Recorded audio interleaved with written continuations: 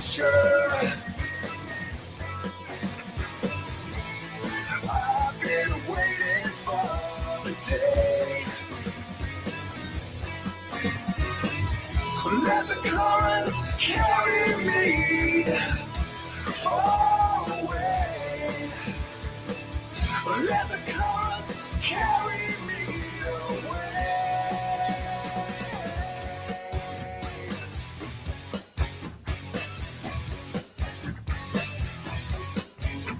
The current flows, but I don't know where it goes. I don't care, I just get it there.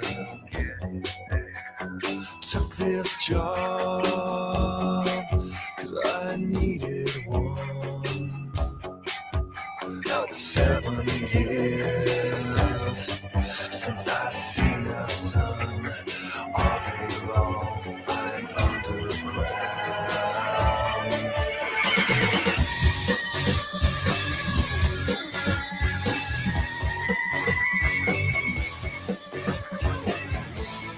I've been thinking about the future. I've been waiting for the day. Let the current carry me far away. Let the current carry me away. And I've been thinking about the future. I hope someday I'll get away. But the current keeps bringing me back around. Seems the only place for me is underground. So tomorrow when the sun comes up, I'll be going down. Going down. Going down.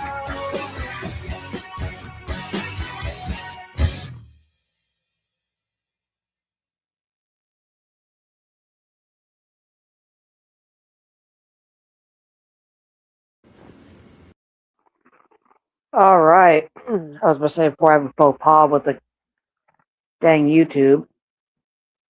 All right.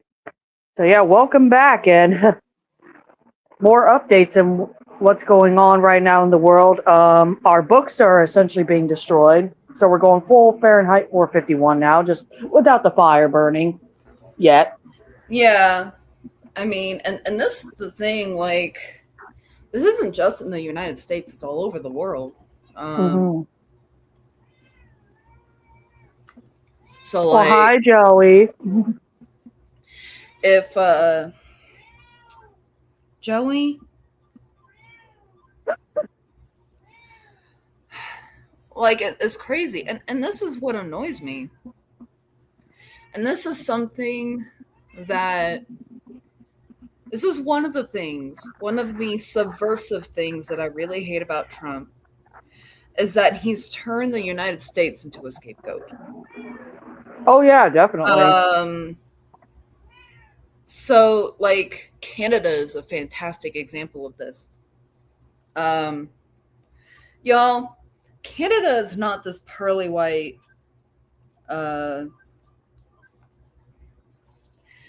country. Far from it, actually. Back when a lot of white folks were like, oh, we would love to join Canada. We would love to join Canada. Every indigenous person in the United States responded with a resounding, no, we do not.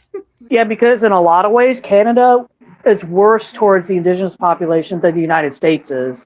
Yeah, like, think about that. Like, as horrible as the United States is to the indigenous population, Canada is way worse.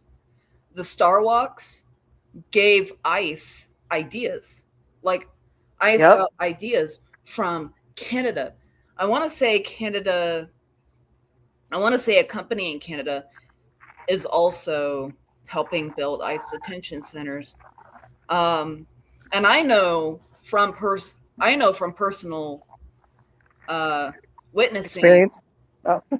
Now, like I've personally witnessed the rather extreme racism towards East Asian folks in Canada, as particularly the Chinese.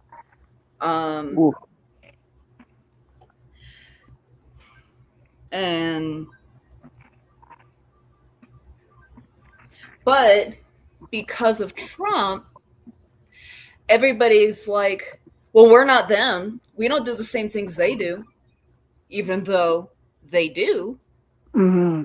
Like they're Yeah. a little bit better. Like the EU recently came out. I mean, this is gaming news, but it's pertinent to the topic at hand. Mm-hmm. The EU recently enacted a restriction on gaming where every single game has to be able to have a physical copy of it. Mm-hmm.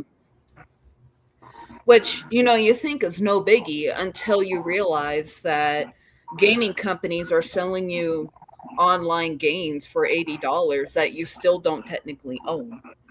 Exactly, because like if something happens to your account or even happens to your console, you lose that game forever. Yeah. Well, not even that. It's not even your property. Like, the reason that the meme went around that if buying isn't owning, then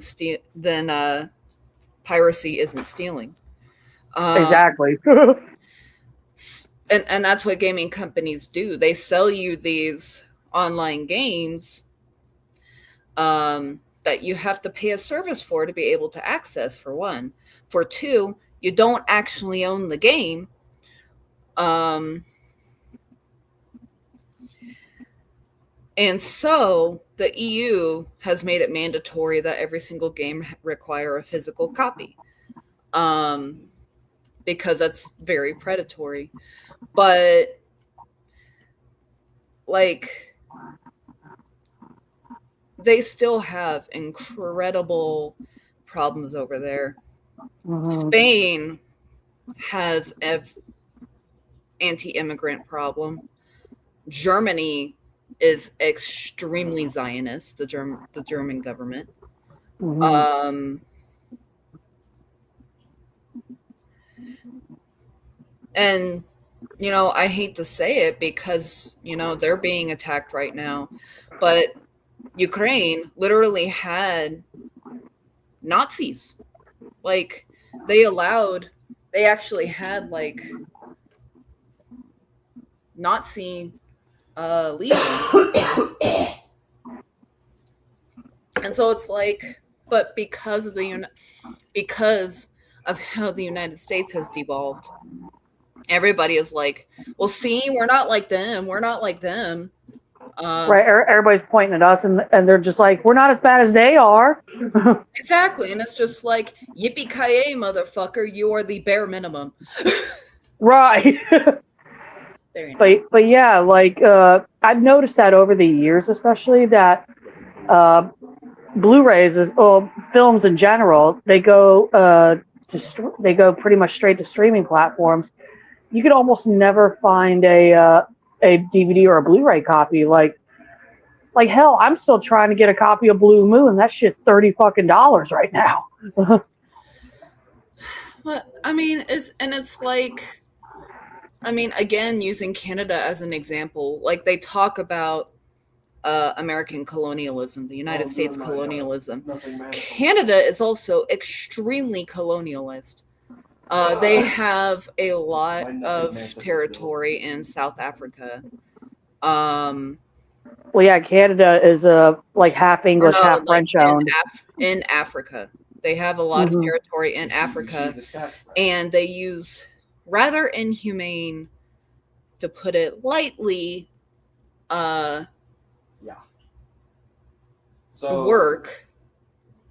for the natives there, that violate many, Like I'm watching that have my many stream human to see rights if my Discord violations. actually goes off.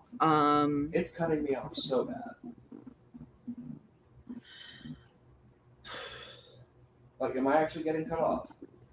So, and then of course, Greenland. Greenland is owned by Anyway, it's nothing manageable. is a Norwegian territory, I believe. Greenland is under a Danish rule, so Denmark. Danish, yeah, Denmark. First of all, it's for vortex grenade.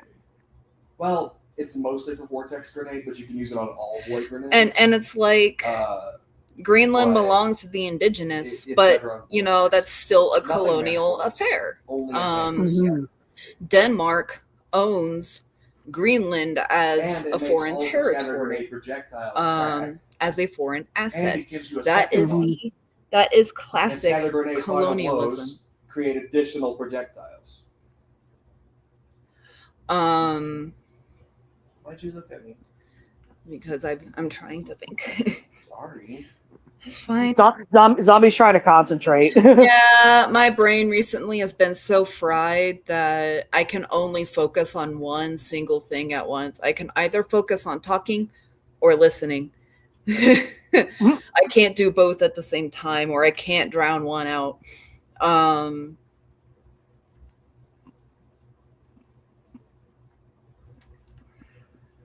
let me know when you're ready, Mango.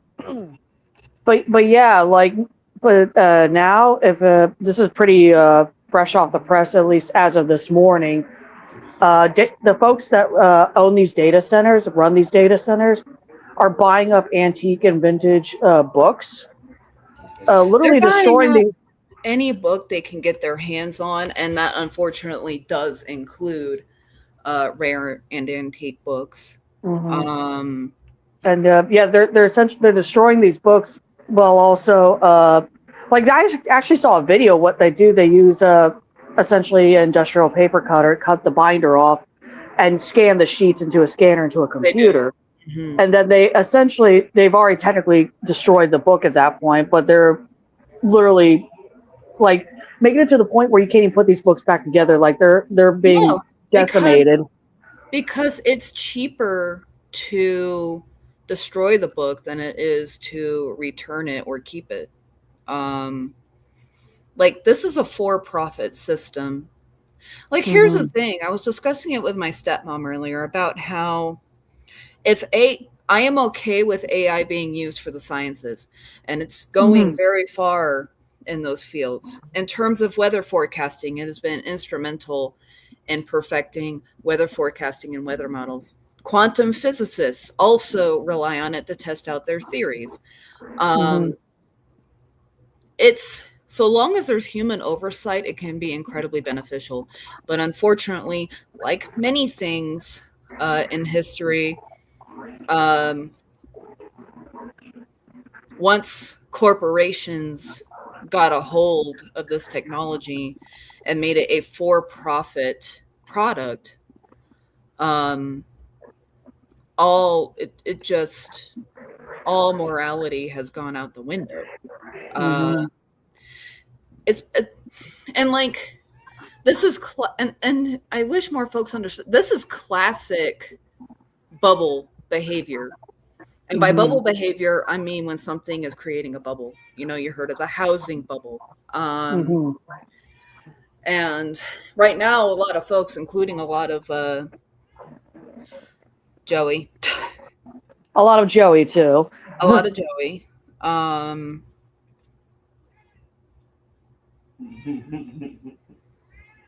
Joe, you have a lot to say for a little thing that can't technically read. But this is classic bubble behavior, and the thing is they know it. What they're doing right now is they're amassing as much wealth as possible before the bubble bursts, and then leaving us to deal with the problem while they are untouchable. That's the kind of behavior that you're seeing with the destroying books. They're just trying to cram as much into this product, get as much profit out of it as they can before that bubble bursts. and they lose their luck. And they wonder why we hate them. That is something very fascinating I found out about the top individuals of the world, about the robber barons, is that, and I learned this when that United Healthcare CEO was shot. Mm-hmm. Those kinds of folks, the folks at the top, apparently have no idea of what folks actually think of them. In their minds, they feel like they are these gifted heroes. Right. They're like the health insurance CEOs is like, oh, we're saving so many lives, when really in reality they're actually ending a lot of lives. They were shocked by the response to that. They were like, well, aren't we the heroes? Why does everybody hate us? And I'm like, gee whiz, looks at antique books being paper shredded. Huh. Why do we hate you? Right. Like I was actually surprised, and for anyone who doesn't know at this point, my mom's now technically former MAGA, weirdly enough to say. She actually asked me, and she's known I've had this book for decades. I essentially got it back in high school because it was a required read. Elie Wiesel's Night, which it's a first-hand account of a young boy stepping foot into a concentration camp and his experiences, how he survived. Mm-hmm. And to have something like that, even though it's not an antique book, it's a very important book for, especially history wise. Mm-hmm. And for example, let's just use Night as an example. Like if they took all the copies of Night, destroyed them, and only had one copy in like an AI data center, that data center could possibly warp or change the accounts that Wiesel had documented in his book, literally changing up history. And there's no way to at that point there's no way to validate or invalidate any changes, because we don't have the physical copies left. Yeah, and I have two books that the current U.S. government would really not like. One is the Quantico Diaries, and the other one is a collection of attestations of African slaves of their time in slavery. Yeah, hold on to those very tightly. Yeah. For anybody else, I encourage you to go to thrift stores and get books from the thrift stores, because I guarantee you those are the first places that these companies go to buy books. Because they're cheap. I think I got the two books I just told you about for like $1 each. Right. And so it is direly important. And like I've been saying this, like, especially as it pertains to controversial books, books that, actually historically accurate books, textbooks, science. These 4 things need to be protected, and the best way to protect them is to have them for safekeeping.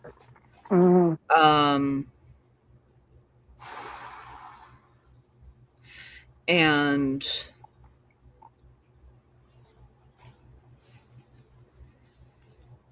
it's just it's a frightening thought.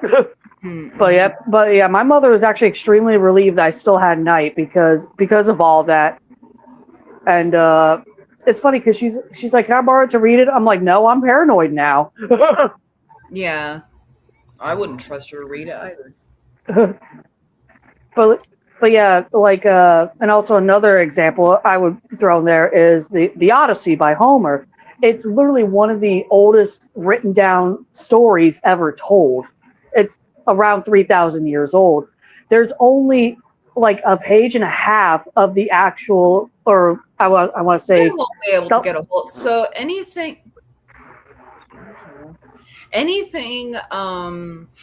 in a museum is probably going to be safe. Very nice. Okay, because the only like actual like written pages of like the OG story is 1,700 years old. That would be like, putting the American Constitution through a paper shredder. Like, it's not just a text; it's also an artifact. And so it has burp. Yes, it has Just looking through my thingies really quick. It has different parameters than normal books. There are very special permissions you have to get. And even then, if you get those, if the museum says no, you can't have those texts. And some of the most important texts are not even here in the United States. They are across the world, and some of those places have stricter laws regarding that. Like the British Museum, which they've stolen pretty much every one of their artifacts. However, they do have a very extensive collection. They have an extensive collection. Zombie has been having words with troubles lately. English is not a strong point right now. Yeah, because Zombie's brain is completely fried.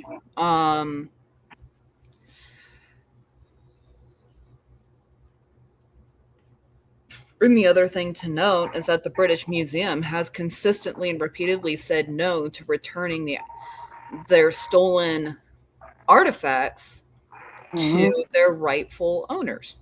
And so, yes, a museum can always say no. If somebody, if an AI company contacts a museum and is like, hey, we want this ancient text, if the museum says no, that's the end of that conversation. Right. Which is, that's kind of another reason why AI industries are trying to do this through third parties. At the same time, though, now, are you good? Medic. You need a medic? I need it, please. I would throw you one of my inhalers, but I'm way over here, so.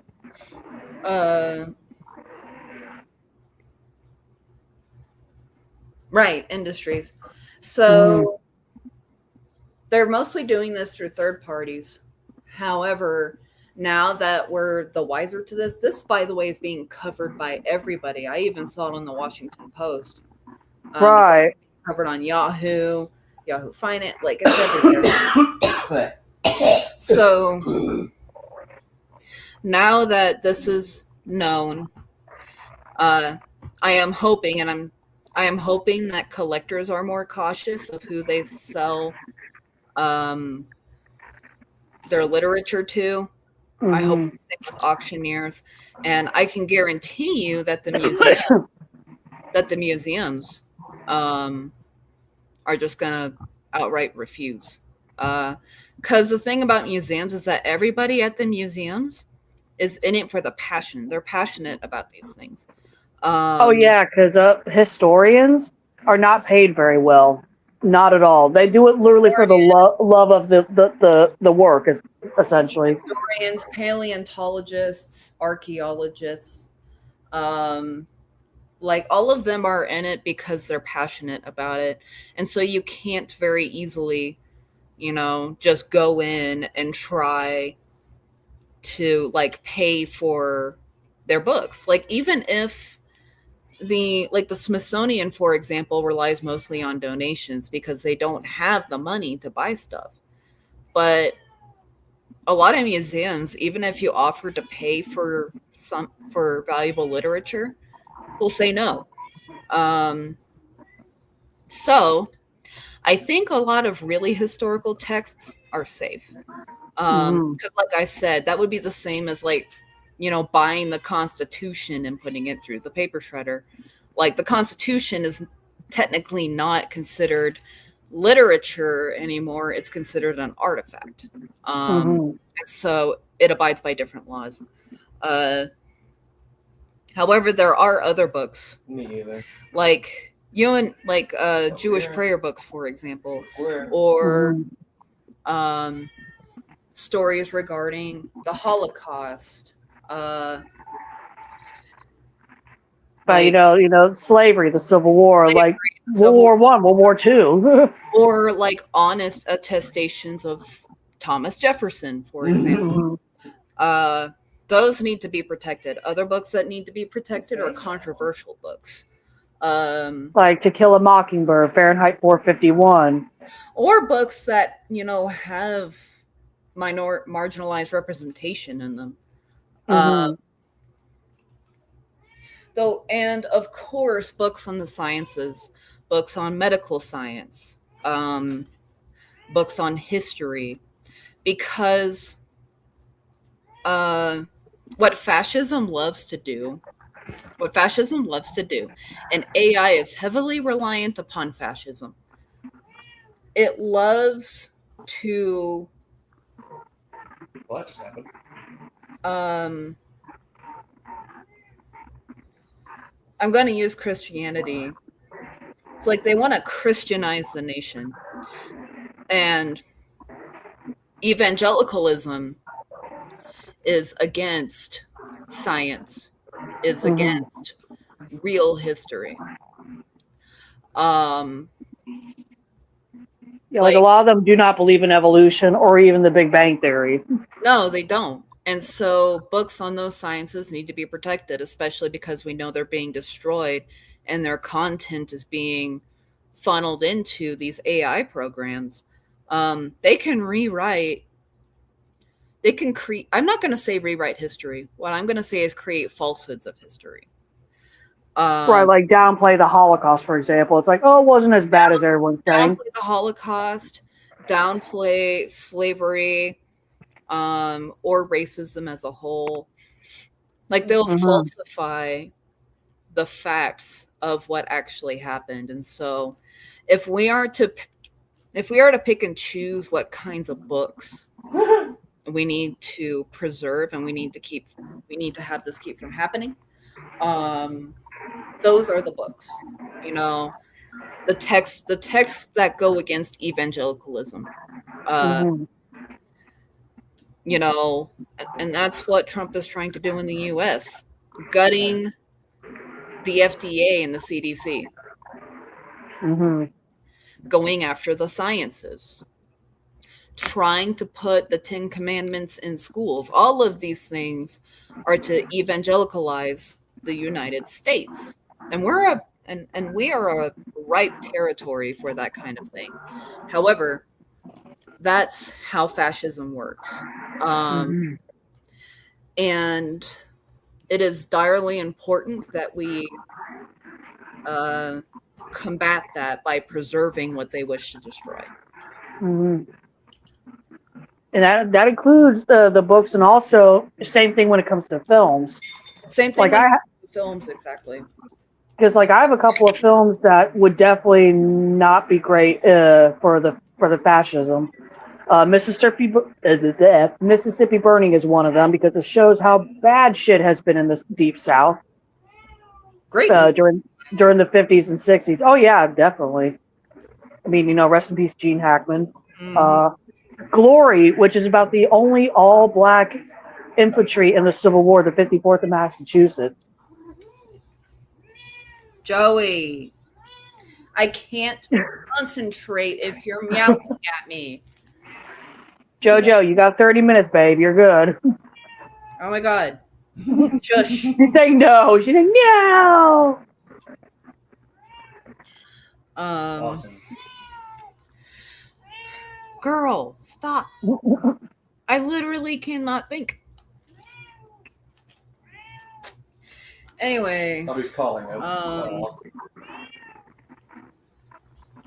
Yeah, but I'm not much of a reader. Zombie is not much of a reader.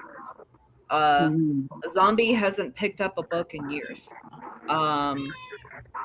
However, Zombie appreciates and reveres the importance of books. Because it may not be me, but it might be somebody else who enjoys reading and wants to know about this stuff. Muhammad And it's what? Muhammad autism.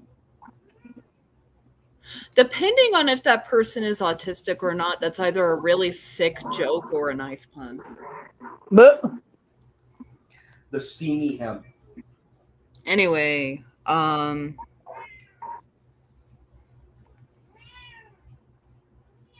so like we definitely need to preserve those literatures. Another thing about AI is it escaped.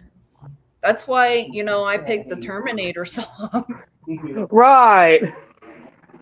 Actually, I just realized another one that would be considered controversial that I would think that, especially evangelicals want to get rid of, dogma, because that makes fun of mainly Catholics, but it makes fun of religion as a whole. and it's definitely not completely politically correct. Well, it came out in 1999. Bungo beer. But yeah, they would hate shit like that too. Something that's satire.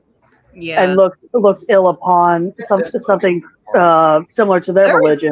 There was nothing worse to fascism than satire, because fascism relies on the appearance of power. Literally, we're getting the best. If you thumb your nose at that, it makes them look weak. It makes them look silly, and that robs them of their authority a little bit. And so you can. And this is why I say every chance you get to publicly make fun of a fascist government, do it. Oh yeah, definitely. That's why Trump especially is really trying to crack down and cancel, all these late time hosts Colbert, Jimmy Fallon, Seth Meyers. Yeah, and it's just like, if you don't want to be a joke, don't be a clown. Exactly.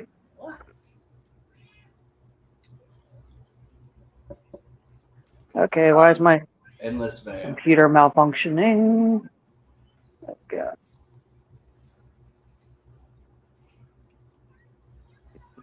But yeah, like also satirical films, like stuff that may make fun of religion or make fun of a certain historical figure, stuff like that. Mm-hmm. Like, I haven't seen this film, but it's called Jojo Rabbit.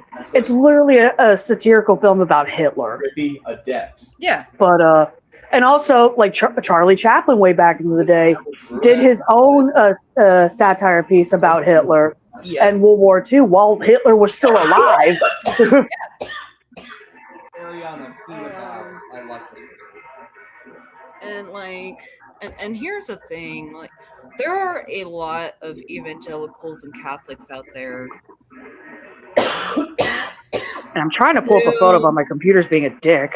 Who are Zionists, who believe in protecting Judaism and fighting anti-Semitism, which they are anti-Semitic themselves, but I digress. They don't seem to understand that fascist governments across the world, mostly in the West, because the West is Christianized, but fascist governments across the world are going to go after the Torah and are also going to go after Jewish prayer books. Like any religion that is not Christianity, that is not under the Abrahamic, fucking chode, the Catholic/Christian family tree, is going to be attacked. And that includes Judaic texts. That includes the Quran, which I have a copy of. It's a little run down, but I do have it. I still need to get a copy, because speaking about shit that may be destroyed.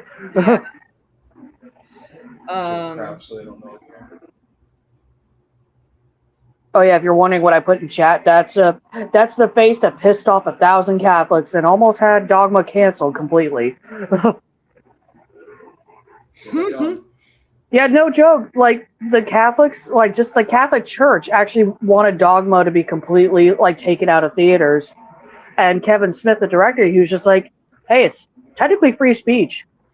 I'm gonna give any evangelical Christian or Catholic that dares listen to this, I am going to give them a truth bomb. If Jesus were alive today, y'all would be the Romans.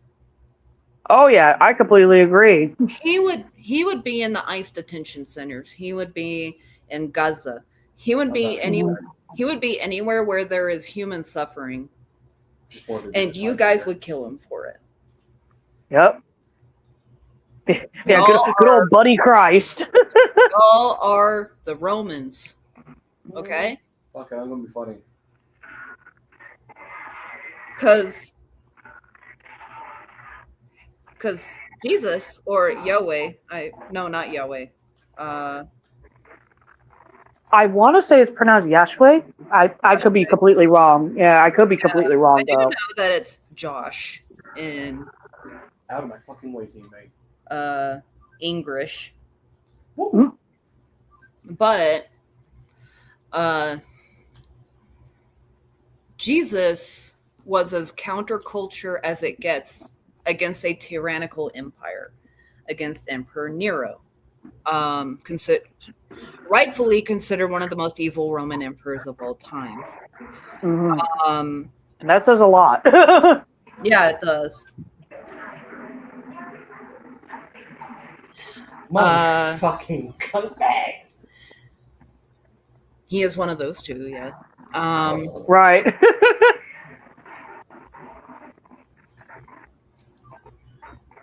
Shit, I had something I want to say and I fucking forgot. God damn it.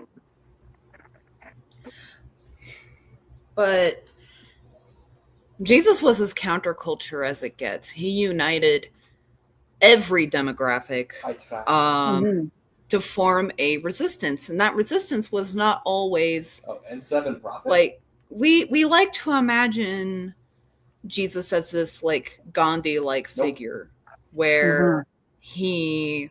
That's one reason I hate like, this map. just endured. No, he took action. He flipped tables. He like actively went against the government.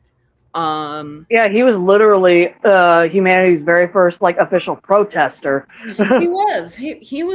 He led basically the first recorded resistance movement. And if that happened today, y'all would go for his throat. Like exactly, which is sad because yeah, Christians and Catholics would hate Jesus with a fiery passion. Yeah, because actual Jesus was extremely woke and extremely liberal. Yeah, he was. And the famous quote that everybody likes to use from the Bible regarding gay marriage is about predators. It is not about homosexuality. It is about predators. Exactly.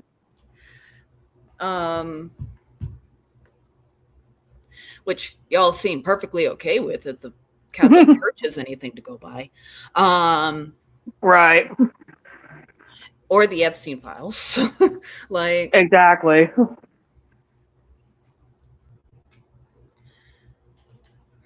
Go ahead. Okay. But yeah, if Jesus were alive today and he was on the front lines protesting ICE, he would be the first one. He would be the first one on the ground. Yeah, he would. Or at least the first one to be like horrifically maimed. Exactly, because plot twist everyone, Jesus was not white. He was a brown man. He was a Palestinian. Though back in the day that wasn't back in his time that wasn't really a concept. Like the idea of land borders of patriotism and country were not really a concept back then. But today he would be Palestinian. You killed the guy that killed me, hell yeah. Joey, I can't fucking focus. Jojo. Well, the flaming sword is dead. It's kind of ass. But Actually, I just realized Kevin Smith made Buddy Christ actually look a little bit tan. Okay. Good on you, Kevin Smith, for trying to make Jesus at least semi-accurate. even though Buddy Christ is definitely not accurate. Never mind. I don't even want to dignify that with comment. Not what you said. I was just thought of something. I just thought of something Jesus related, and it was so stupid and racially charged. I'm just like, I'm not gonna even bring it up. But meow. Goodness gracious, little girl.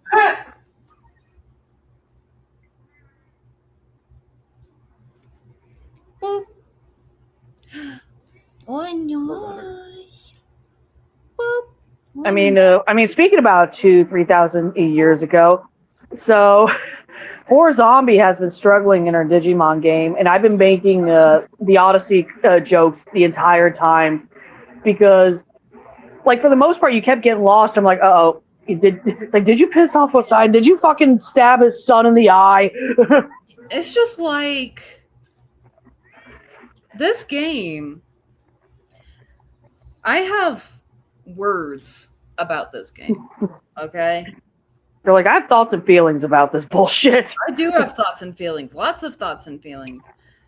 Out of respect for my partner, though, I am not going to say all of them. What? But they can't hear me. Like, I don't understand why anybody thinks that the Digimon games are superior to Pokemon at all. Like, this game is infuriating in its design. Yeah, even the little bits that you've shown me, I'm just like, what the hell? Like, I couldn't even understand it. Like, Pokemon, let's just talk about evolutions, because, that on its own is already weird enough. Yeah, in Pokemon Violet, you raise up your Pokemon. You give it an Everstone if you want it to evolve at a certain time or something. Eevee's a good example. If you want an Espeon or Umbreon, you give it an Everstone. So it only evolves when you want it to evolve, either at night or day. And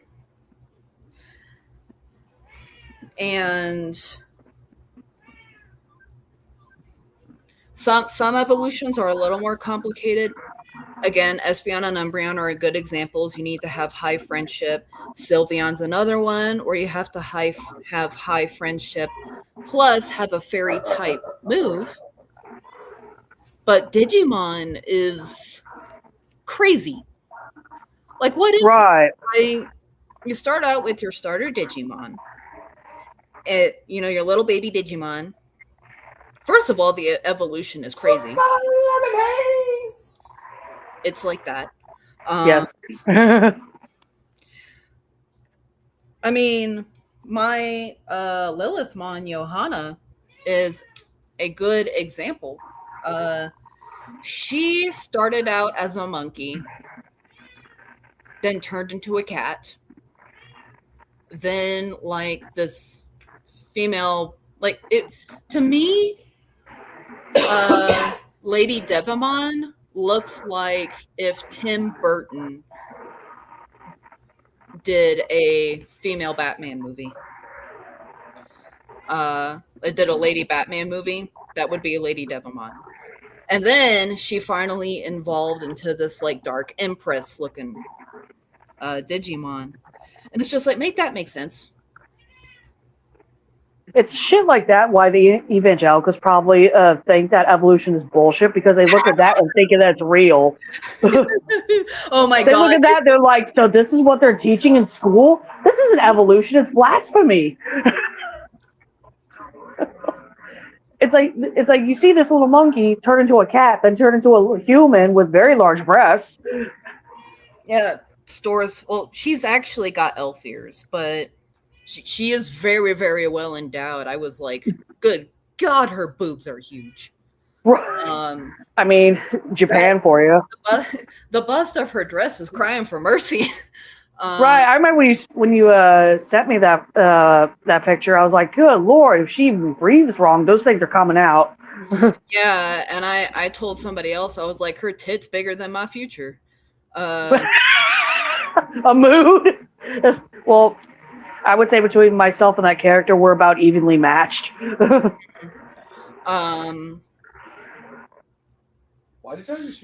yeah, so there's that, and there's also the leveling process itself.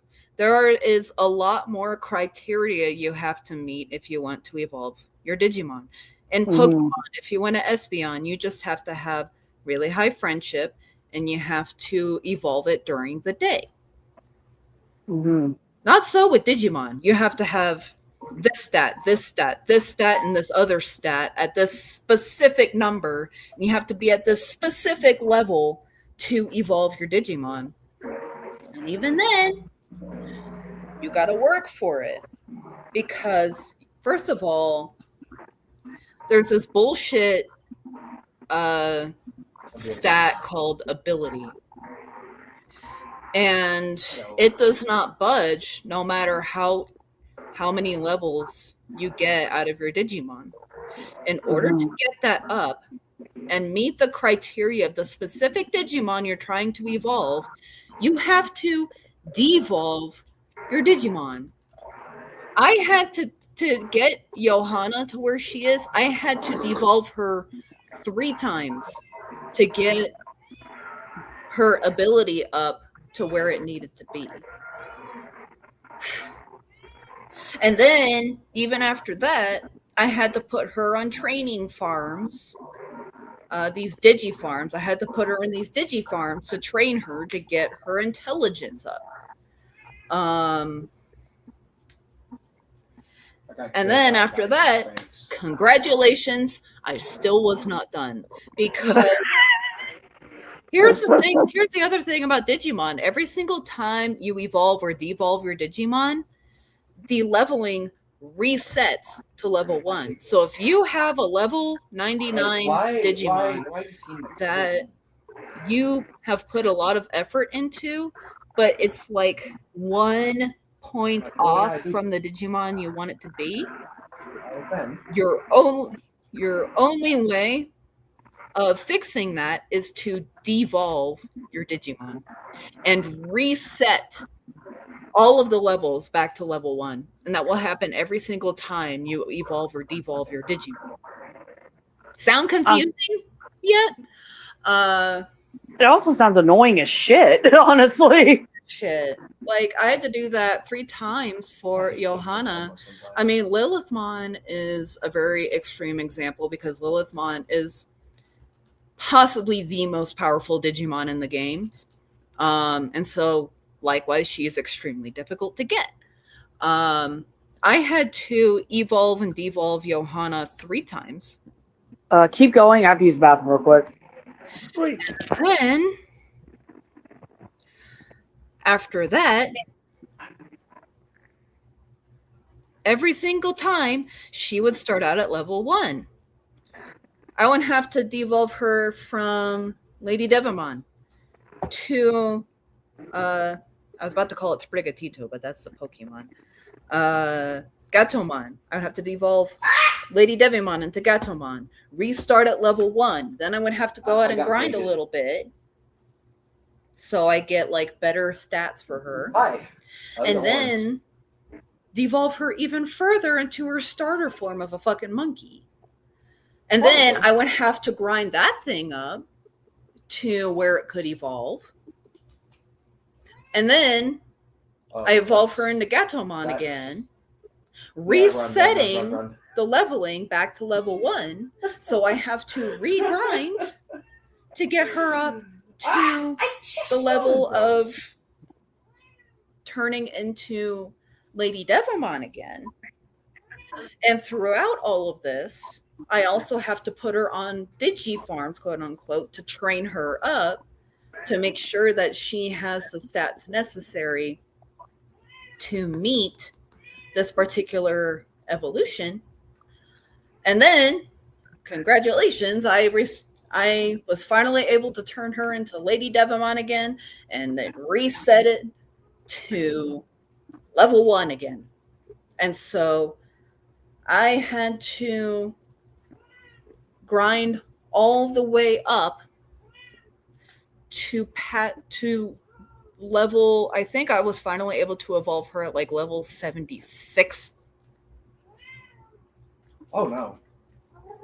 After going through this, resetting the levels, grinding through the levels, resetting the levels again, grinding through the levels, resetting the levels, and now grinding all the way to level 76 to evolve into this Digimon. All the while having to train her on these Digifarms, where if I wanted to get her stats up quick, I would have to reduce her friendship with me, or as it is in this game, quote unquote, camaraderie. And after doing that, and then grinding out the levels until level 76, I was finally able to evolve her into Lilithmon at level 1. And I would not be able to use her until she reached level 50. So y'all know what I had to do? I had to go out and grind until I got her to level 50. Agreed, Joey. Joey's mad on your behalf at this point. Just like, damn. Yeah. It makes no sense. Like right now I'm having to try, because I'm not really satisfied with one of my Digimon. So I'm having to grind up this other Digimon to get something better.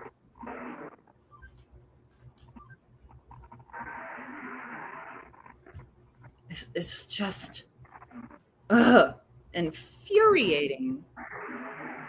Like this is where we definitely differ when it comes to stuff like that. My ass would have just been like, this is not worth my time. I'm done. Meanwhile, you're like, I will rage through this and beat this out of spite. Yeah. No, there's been a few times in this game where I just wanted to put it down and quit. Like, there's not many games that have done that for me, but then there's this one. But also, I am full of spite. And so I'm just like, it is a matter of honor that I complete this game. I mean, you are twice over Aries. I am a twice Aries. You're like, I'm double the goat, damn it. Yeah, I'm twice Aries, once Taurus. And so I'm just like, out of sheer spite, I will complete this game. Although, and like, I will say, like, I like the Digimon part. Like, the Digimon are cool, and I like the Digimon. Right. The story is intriguing. It's kind of like Digimon Game of Thrones so far. Oh my god. Fuck off. Jesus Christ. Jojo, you got 6 minutes, honey. Meow, meow, meow. Joey. Oh my goodness. She has to give her opinion now, so. I know. Joey, do you know where the main power switch to all the data centers are? Where is it so we can flip it? Not starving. Meow. And some of the Digimon in this game are scary. Yeah, Joanna. It's not Joanna, it's Johanna. Joanna? They just called her Joanna. Oh, you didn't? I heard Joanna. I heard Joanna too, so. Christine also heard Joanna. And my I don't have I do have some audio processing issues. Nowhere near as bad as zombies, though. But yeah, I heard Joanna too. So much lies and You like a deceit. pina, Joanna. And getting caught in the Wayne.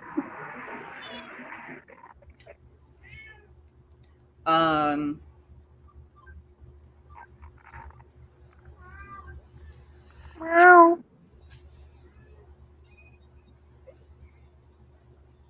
But yeah, I would probably like just completely rage quit with that Digimon game. I wanted to rage quit. I seriously switched did. fucking weapons. But like I'm just like I'm doing this for spite.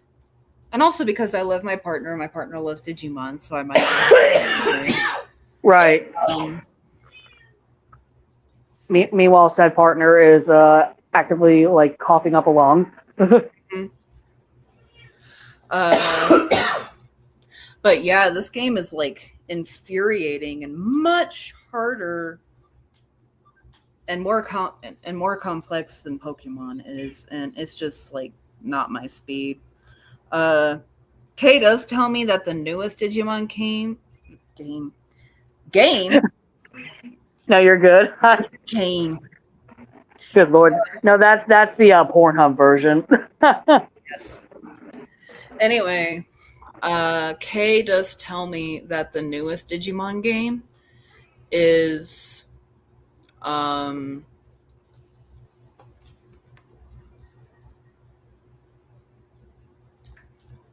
less difficult than this one. Fucking fantastic. From what I've seen, it actually is more like open world Pokemon Violet style. Mm-hmm. Which I'm fine with, so long as they like simplify this like craziness. Right.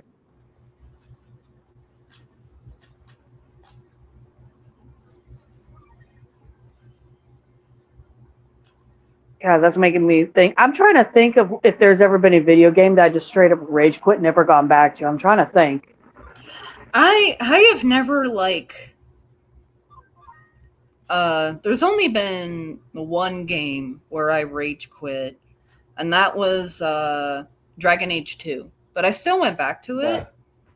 I got blinded. That game was wildly unbalanced. That's a rare and the mechanics were so difficult. But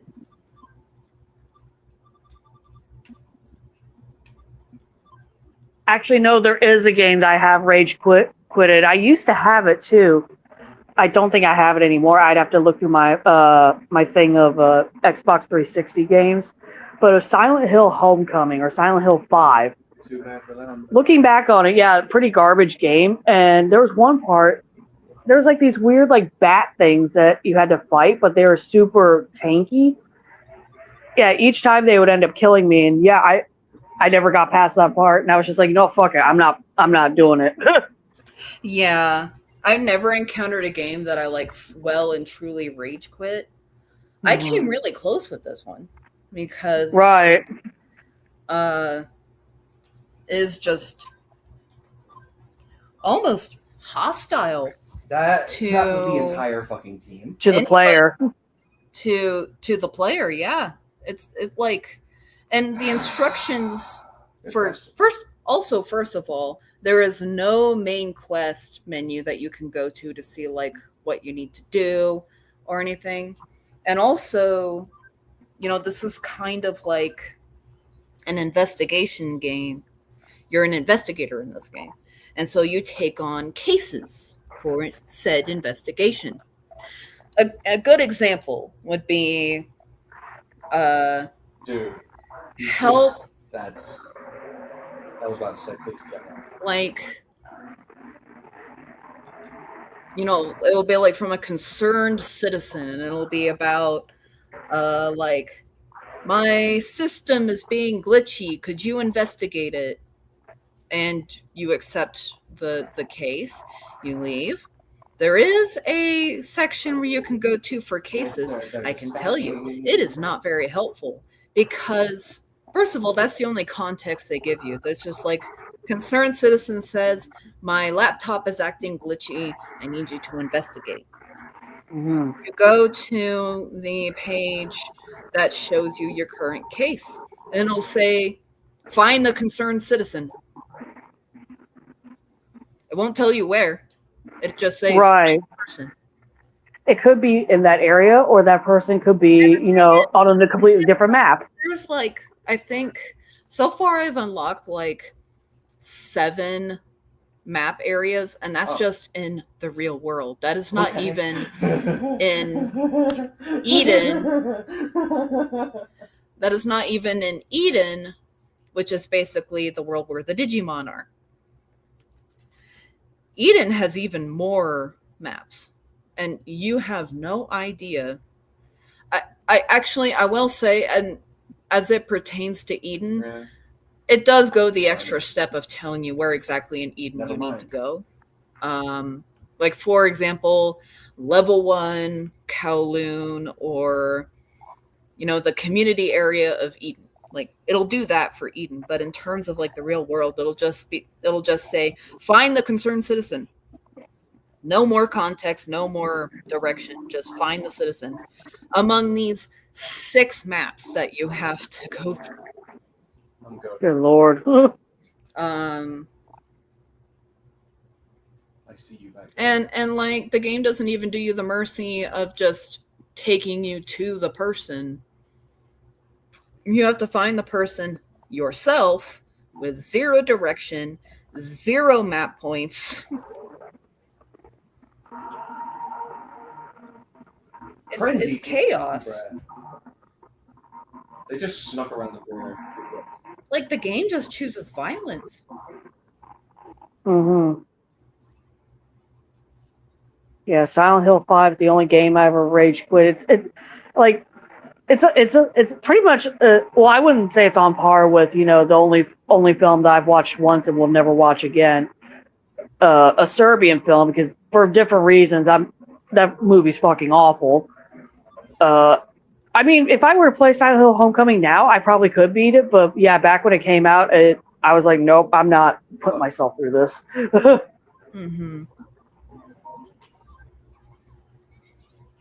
Yeah, for me, like, I literally just like had a fucking meltdown through the tutorial, because the tutorial was so confusing. It said everything and nothing at the exact same time. Mm-hmm. I think what I learned after a while was read the first sentence, ignore everything, read the last sentence. Right. Yeah, that just sounds so infuriating. Hell no. Yeah, exactly. It really was infuriating. Be right back. I have to feed Joey. Oh my goodness, because you're 4 minutes late. She's going to starve her little kitten death. I know. I saw it, Your Highness. I saw it. You have disgraced the queen. Let Mama go to London.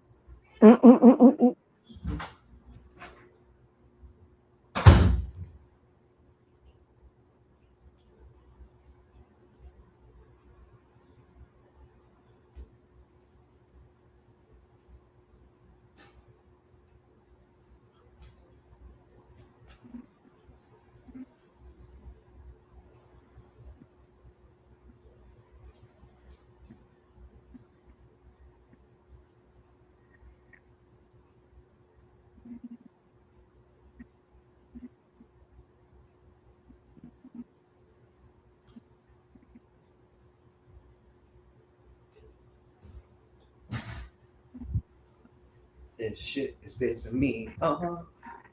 Huh?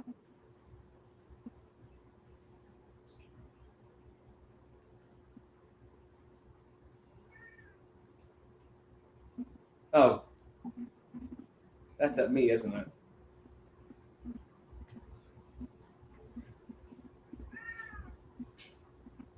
Meow, meow, meow.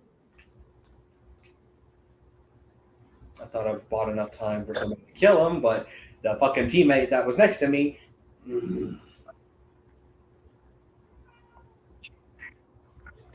I love seeing somebody panic, even though they had like opportunity to just shoot their gun. Well, who just killed? Okay.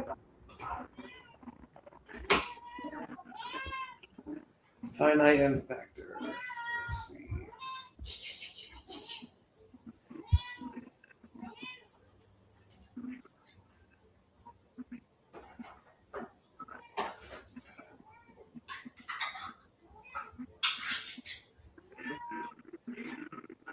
Goodness, JoJo.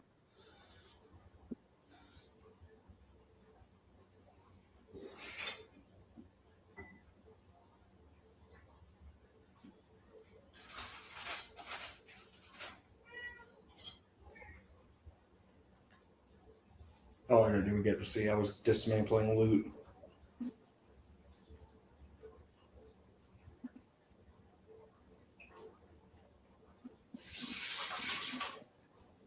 Man. They kind of shat on this. I don't like that.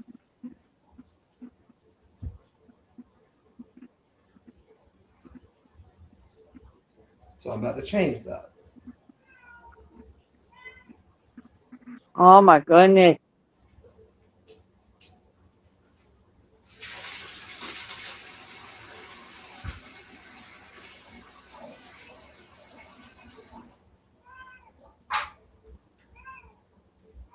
My goodness, Miss JoJo has so much to say.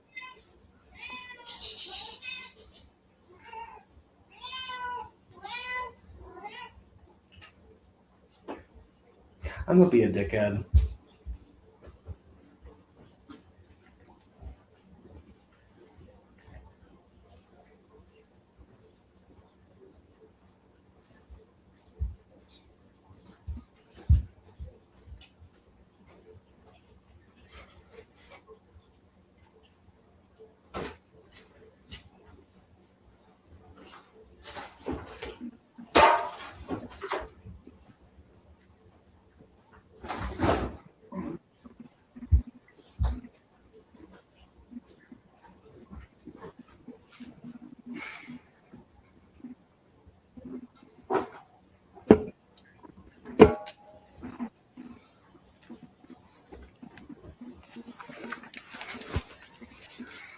I returned. But yeah, everything about this game is like nothing but unrelenting stress. I mean, it just sounds like so much anxiety for what little reward, in my opinion. It is. It's like tons of anxiety, and like it encourages it too, because you have to jump through all these hoops and like be on constant alert because the game only gives you so much information. Mm-hmm. So with my Digimon as high level as they are, it's not as bad. Because, like, they are, like, nothing can really touch them right now. Keyword right now. Although, there's this one very scary spider-like Digimon that has this random one-shot move, which again makes it very anxiety-inducing to fight. Mm-hmm. I bet. Like, fuck, when is it gonna kill one of my Digimon? Like, honestly, that's a big reason why I don't play like Bloodborne or Dark Souls, because I know both those games are gonna stress me out to the point where I'm gonna hate it, and that I don't want that. Yeah, no, protect your peace. Like, Mm-hmm. do as I say, not as I do. Protect your peace, Right. And your sanity. Right. I mean, that's why, like I've told you, and I've said this before, like with certain horror film, I've seen it once. I don't want to see it again. Mm-hmm. Because it was just like there was nothing about that film that made me appreciate it at all. No, I was just like, there's nothing good about this film whatsoever. I don't even classify it as a horror movie. It's torture porn, like literal torture porn. Yeah, it's torture porn. There's no horror qualities about it. Like Human Centipede, that one is a horror movie. Yeah, and I can watch those, and I'm fine. That one classifies as a horror movie. There are horror elements in that movie. A Serbian film has 0 horror elements. It is all just trauma porn. Yeah, like if anyone has not seen it, don't see it. First of all, it's essentially the closest to a legal snuff film as you can get. Mm-hmm. Yeah, like thankfully for the most part, the physical copies of the Serbian film, like DVDs mainly because it came out in 2010, have the edited version, which runs for 105 minutes. The one that runs for 108 minutes is the one that's banned in a lot of countries, and I've seen the one that's 108 minutes. Well, ironically, I saw it on YouTube. The only way loser can win is by debuffing. And just a few minutes ago, just out of shits and giggles, I was like, I wonder if it's still on YouTube. It's not anymore, thank God, because no one needs to stumble upon that, especially a kid. I heard about I heard tell of said film and heeded the warning, so I read the synopsis instead, and the synopsis is enough I need to know. If you guys want to know why you should not watch this film, go read the synopsis. Yeah, like honestly, I'm who fucking knows at this point, but I'm surprised that Epstein wasn't like a fucking producer on that film. That's all. That's the closest I could give to a hint without being extremely graphic. Yeah. But anyway, obviously this game is nowhere near that bad, but it's not a Serbian level bad, but it is anxiety inducing. It's hard. It's anxiety inducing. It sounds like every penis makes hard and anxiety inducing. But continue. Sorry. And it forces you to be hyper vigilant again because it gives you so little to go on that you kind of have to look out for everything. Oh God, that's me during the Resident Evil games. It's like literally go to every room, collect every single item. I don't care if it's a note, ammo, a fucking beetle. Fucking pick it up. You're gonna need it. Mm-hmm. Because if you miss one little thing, it can fuck up the entire game. I would equate the game style, the game style of Digimon to Resident Evil, where you have to constantly be on point and look out for anything and everything and just make sure you're prepared for anything to happen. Yep. Cool, you did a raid that I haven't had the time to do. Any survival horror game, I take up that mentality of, the Resident Evil mentality. I do too. I'm a bit of a kleptomaniac when it comes to video games because, it pays off. For example, I have tons and tons and tons of basically health and mana potions. I have tons and tons of potions that will heal the entire team. I constantly buy up that shit and it pays off because no matter how folks in Pokemon and Digimon be asking me what's my secret, and I just hold up the bottle ready to throw it at my Digimon. Right. I'm just like, I got more. I could do this all day. I will win through a war of attrition. Yeah, you went full Steve Rogers. You're like, I could do this all day. Uh-huh.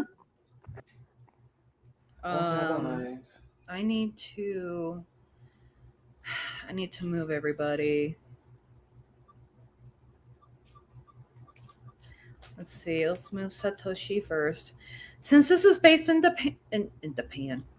Japan, everybody, I have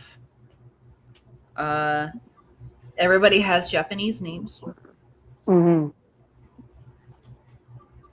Like Sayuri, for example. Johanna is apparently how Johanna is pronounced in Japan. Mm-hmm. Whoops.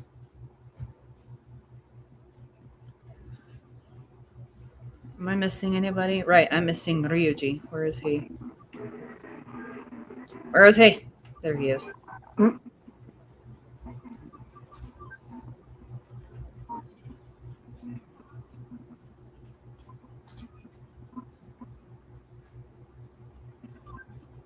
Oh, that just reminded me, and I'm trying to get a fucking, trying to save this photo.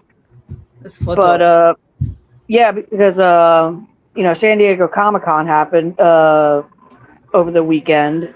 I hate this. And they did announce Black Panther 3, and they announced something else that I found very interesting. I'm surprised that they made this decision. However, I could see why they would make the decision, but there is a new Black Panther now. Interesting. And I'm about to put it in the Discord. I'm going to put it up on the screen. Mm-hmm. But this young gentleman named David Johnson has been cast as a new Black Panther. He's essentially playing as T'Challa's son, who's T'Challa II. Because it's revealed, for those who haven't seen Wakanda Forever, yeah, spoiler warning. We find out that T'Challa and Nakia have a son together. And his name is T'Challa II. And essentially, in Black Panther 3, you're going to meet, I'm assuming, either teenager or young adult T'Challa, as he takes over, you know, his father's role as Black Panther. Mm-hmm. Which I think it's good that they kind of went down that route. It's like, we're not replacing T'Challa himself. We're going to have someone come in as his son. Yeah. And folks are actually comparing Chadwick and this kid, like, faces side by side. They look like they could be related. Mm-hmm. So I think it's good casting, at least in my opinion. Yeah, I think they know why they. Mm-hmm. Yep, there's a nice young gentleman. Because the actress for Shuri is not a great person. Yeah, I'm pretty sure that she's going to be in Black Panther 3, so I'm like, God damn it. Can Shuri go on sabbatical for a film or two, please? Because I really like the Black Panther, you know, franchise. Because the Black Panther franchise is doing so much good culturally for, you know, black folks and black children across the board, that we don't need someone toxic like I don't even know her fucking name, but yeah, the actress who plays Shuri. Yeah, and like, it's frustrating as a disabled person, especially an autistic person, how you hear a lot of the language about autistic folks and nobody bats an eye, nobody speaks up, because our differences, I mean, are visually obvious to us, like, but to the average person, a lot of us are indistinguishable, and so there isn't this sense of there isn't this need to stand up for us. And in fact, a lot of folks really don't like autistic folks. With this year, I remember hearing a story about parents who killed their sons because they were diagnosed as autistic.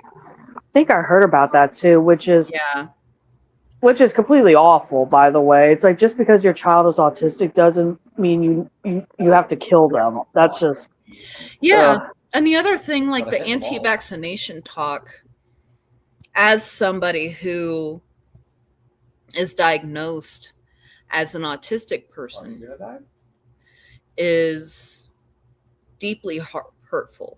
Because it's like, you would rather your child die of measles, of Ebola, listeria. You would rather your child die than be autistic. They're using wicked implement. right. That's A just lot of anti-vaxxers will say yes. and those folks are disgusting. I mean, let me replace the word with homosexual. Mm-hmm. You would rather your child be dead than be homosexual. Yep. Which a lot of folks think that too, but not as many. And yet somehow saying you would rather your child be dead than homosexual is more inflammatory than saying you would rather your child be dead than autistic. Mm-hmm. And a lot of leftists are also hostile towards autistic folks, refuse to accommodate us, refuse to create spaces for us, don't understand why we can't be in certain environments and don't really accept us as disabled. A lot of the scientists who try and dispel the danger of vaccines never bring up that, you know, autism isn't that bad. Like, we aren't the enemy. And they still refer to us as a disorder or sometimes even a disease. Which, imagine how that feels. Somebody going out and saying vaccines don't cause autism disease. Yeah, Can you it makes imagine it sound how like that feels? Like, it's like, you know, vaccines don't cause homosexual diseases. Like, or homosexual disease. As, you know, as if homosexuality was a disease.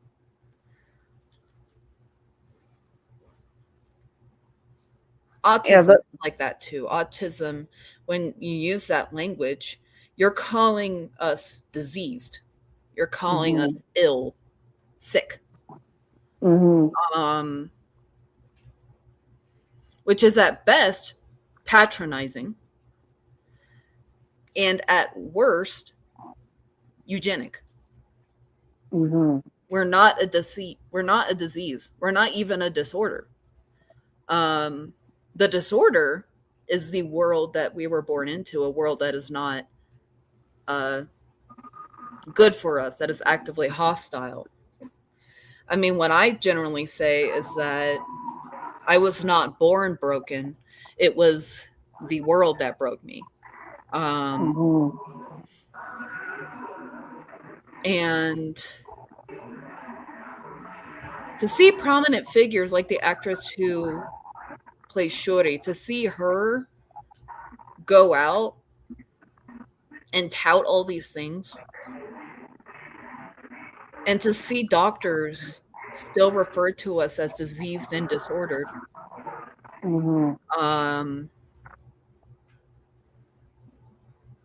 makes you feel completely alone. And in fact, you know, we don't have a lot of allies. In fact, almost none. I mean, there are neurotypical parents of autistic children who are allies. It's kind of the same with being trans. Right, and the parents that support their children, instead of, you know, demonizing them, don't have a lot of allies. And the only ones that are allies are ones that have intimate relationships with them, whether it's being romantic, parent to child, etc. Or like siblings, you know, or like siblings, exactly.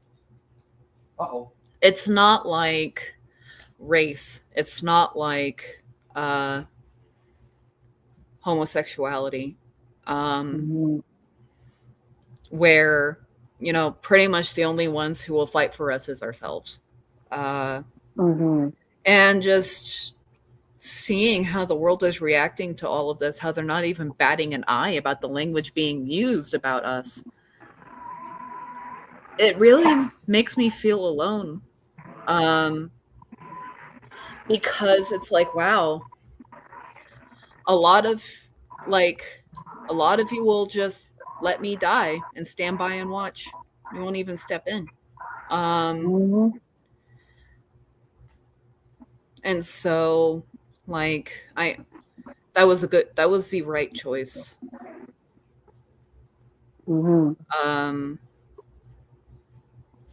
And Yeah, that person is extremely toxic. Yep. That's again. That's why I wish she wasn't going to be in the third film, because I want to see the third film, but I don't want to, support that kind of rhetoric.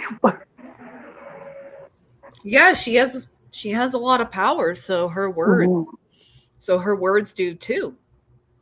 It's like, with Mark Ruffalo, before Disney fired him, he is still a very big advocate for Palestine. Anti-genocide, anti-ICE.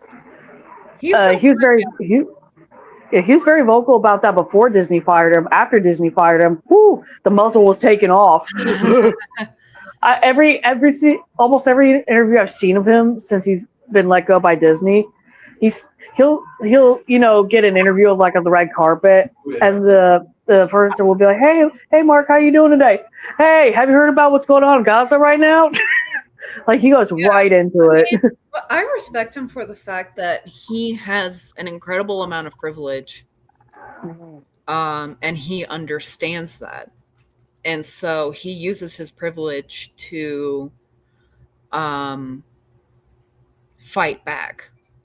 Mm-hmm. And really, that's what it takes for any resistance movement. The truth is, resistance movements don't necessarily come from the bottom. They come when the most privileged among society turn on what's going on. Mm-hmm. And Mark Ruffalo has a lot of privilege. Yeah. Same with actor Javier Bardem. Yeah. Huge advocate for Palestine. And like, actually, speaking of Javier Bardem, he was at the final World Cup game, the final FIFA game, because it was Spain versus Argentina. Mm-hmm. And he was in the stands, and he actually kept telling anytime the camera panned on him, he'd say "Free Palestine" in Espanol. Nice. And with Spain winning, and Spain is actually very pro-Palestine as well, it was just like it came full circle. Mm-hmm. But yeah, he also is a very famous actor, and he does have a he could get the word out, and he has been getting the word out. He does not care if if he gets reprimanded. I respect him and Mark Ruffalo because, like I said, they know that they have a lot of privilege and they're putting it to good use. And I wish more actors were like that. There are some actors who are like that in quiet, like, oh my God, I had his name and it just left my brain. There's a lot of actors out very there. famous actor too. There's a lot of them. Yeah.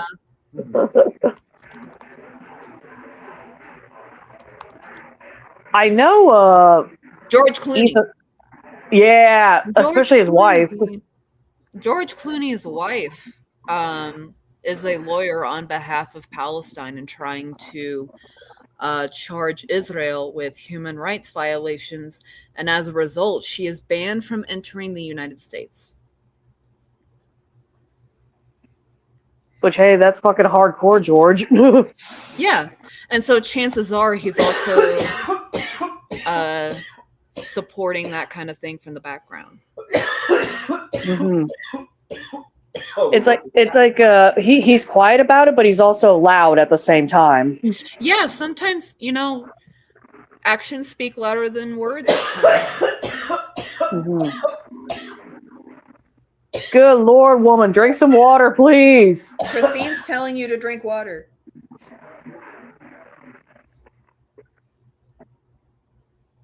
Yeah, we don't need a medical emergency because I'm the medic and I'm way over here. Yeah, woman.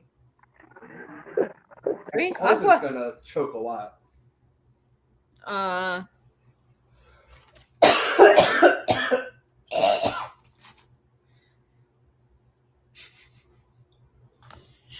Goodness. Anyway, Is that fucking the last though?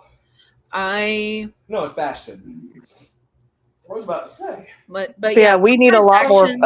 Speak louder than words. George Clooney, his wife is, in court fighting for Palestine. he's probably supporting causes for Palestine in the background. And then you have figures like Mark Ruffalo, Javier Bardem, who are actively who are being incredibly activist. We need more of that. We need more of that energy. Like, could y'all imagine if Taylor Swift came out and was vocal about being pro-Palestinian? She could move mountains. Just absolutely. Because there's a lot of Swifties out there, and the Swifties may as well be cultists at this point. They are ride or die for her. But like, she's among the most famous pop stars in the world. Even if you're not exactly a fan, you still hear her. You know her name. That's all. That's pretty much it. You know, like, she's on the face of every magazine, and so are her quotes.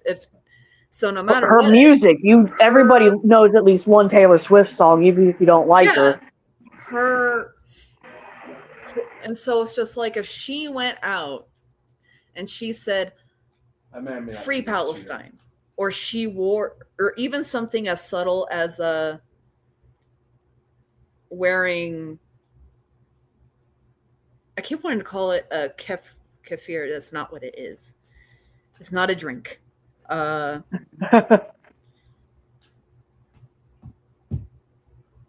mean, you technically can wear a drink, but it's not very fun.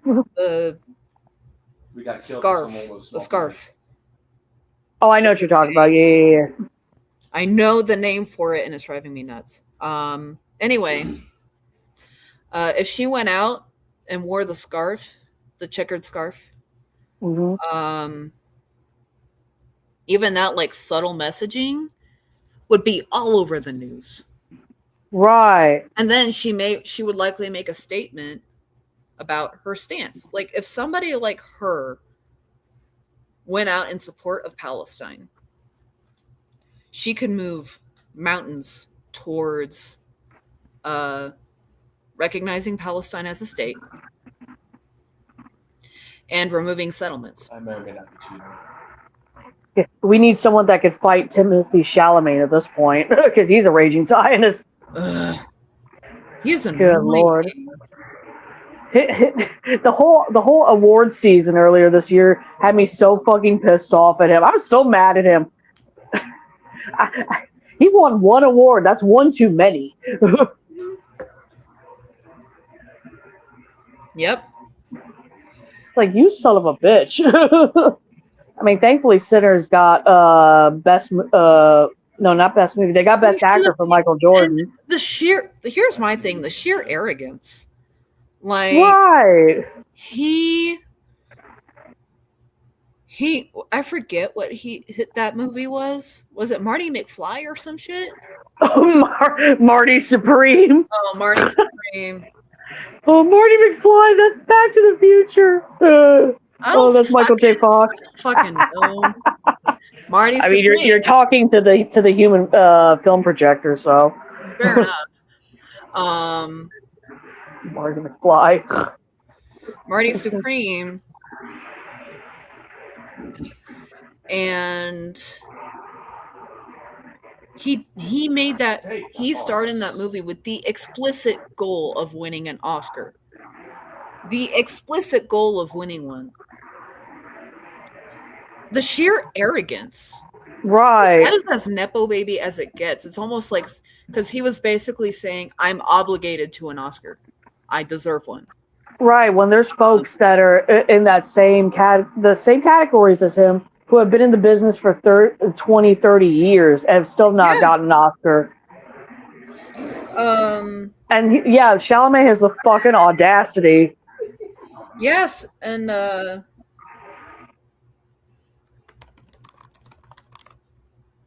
I hate him for it, because I wanted to see the rest of the Dune series, but now I can't.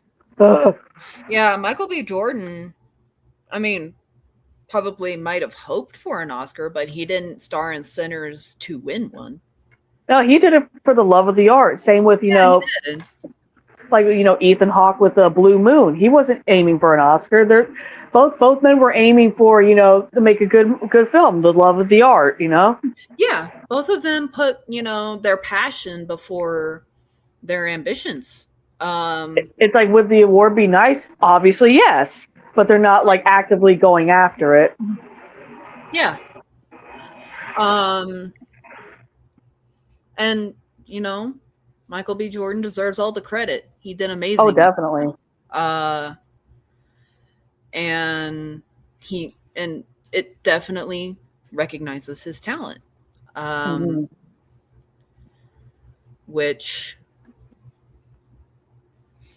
again, he deserves all the credit for. Oh, most definitely. Timothée Chalamet deserves none. Right. And he got none. He got the Screen Actor Guild, I believe, and that's it. Thankfully, that was the only one. Yeah. It wasn't anything important like an Oscar or an Academy Award. The fucking each time they would not announce his name, the look on his face would be priceless, though. Because he looks annoyed, and it's just like, well, don't count all your fucking eggs before they hatch, man. Like the entire time. Don't think you're a shoo-in. Yeah, that's the thing. He thinks he's a shoo-in to anything. Like, again, that's like Nepo baby logic is what he went into that movie with. Of, I am owed an Oscar. I deserve one. No, you ain't. Right. Thank fuck the Chalamet's not in the Odyssey, because that would really make me angry, because I'd be like, fuck it, I can't see this film now. You know what I love? I mean, I think I have this correctly. Natalie Portman is Israeli, and she is actively pro-Palestinian.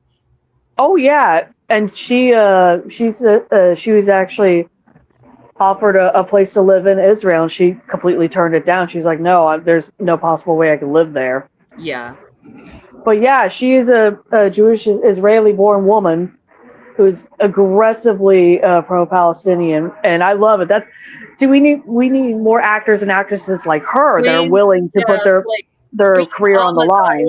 Queen Amidala herself is pro-Palestinian. Right. Like for all you Star Wars nerds, Padme.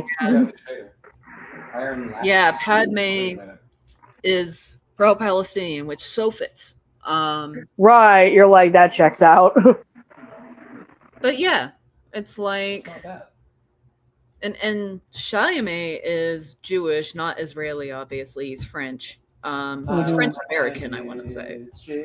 Yeah, his mother is the actual French one, but yes. And like, it is really important for Jewish folks to speak out against Israel. A lot of Jewish folks are. The thing I love is the Orthodox Jews. Right. The rabbis. Oh, they've been on fire. They have been on fire. And it's great. And like, it's so conflicting because we see these things coming out of Israel about how the population is in full support of what is happening in Gaza and now the West Bank. Part of me feels like that's not telling the whole story. Right. Because Israel has been a fascist state for a very long time. And so chances are they are selectively releasing footage, releasing news, and they are not showing what we saw very early on, which was youth marches against the draft, and Orthodox Jews, rabbis, burning the Israeli flag in support of Palestine, and then consequently being beaten horribly by the Israeli police. Like, there is resistance going on against Israel. We're just not hearing it. which is exactly how a fascist state works. They only want to show things that make them look like their country supports them. And I mean, still, the vast majority of the population is not great. We've all seen what's been happening in the West Bank. Obviously, we've seen for some time now what's going on in Gaza. And there's a lot of Palestinians who talk about how there's basically KKK marches in their neighborhoods. Yeah, because fucking Israeli settlers will go into jeeps and just go to random Israeli homes, Palestinian homes, Palestinian. Sorry, I can't words very well tonight. Neighborhoods and just harass the hell out of them. Yeah, and they hold marches at night, just like the KKK did. And it's crazy when you think about where, Israel really came from. I mean, it's a state that was purely born out of anti-Semitism.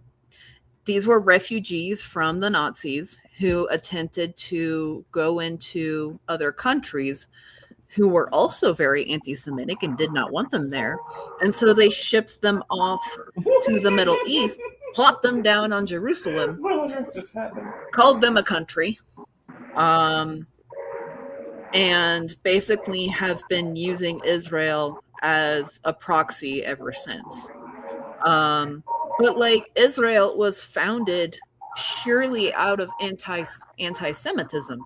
You would think they would have more empathy. Right. Because a lot of the early Israeli settlers were Eastern Euro Jews. I remember there was a Holocaust survivor who immigrated to Israel and was mystified by how racist the other Holocaust survivors already were towards Palestinians. But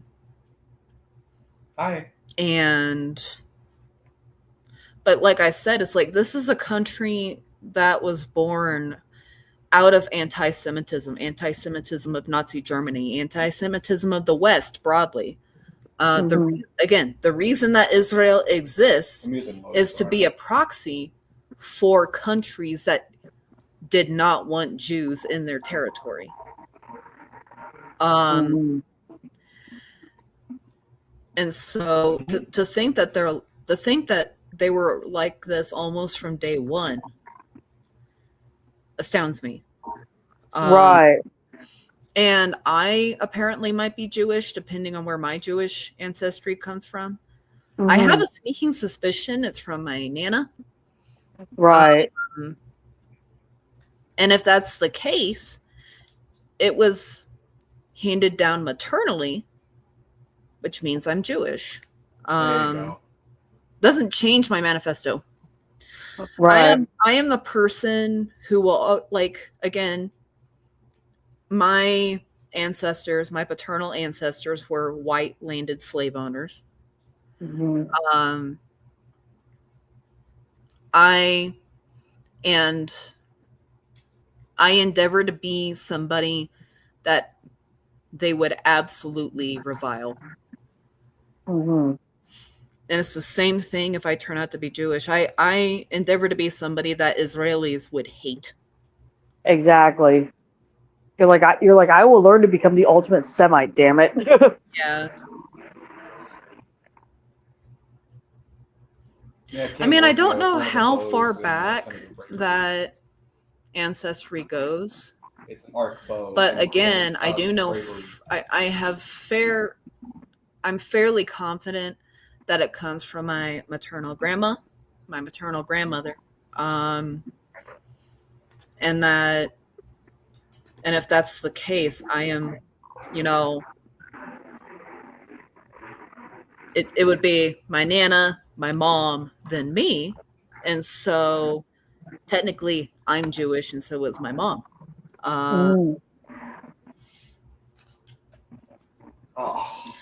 And if that turns out to be the case, well, good. A chocolate frosty. Right. I will use my Jewish heritage to speak out against the atrocities that Israel is inflicting upon Gaza and now the West Bank. There is this Palestinian woman who has been my Lyft driver twice now.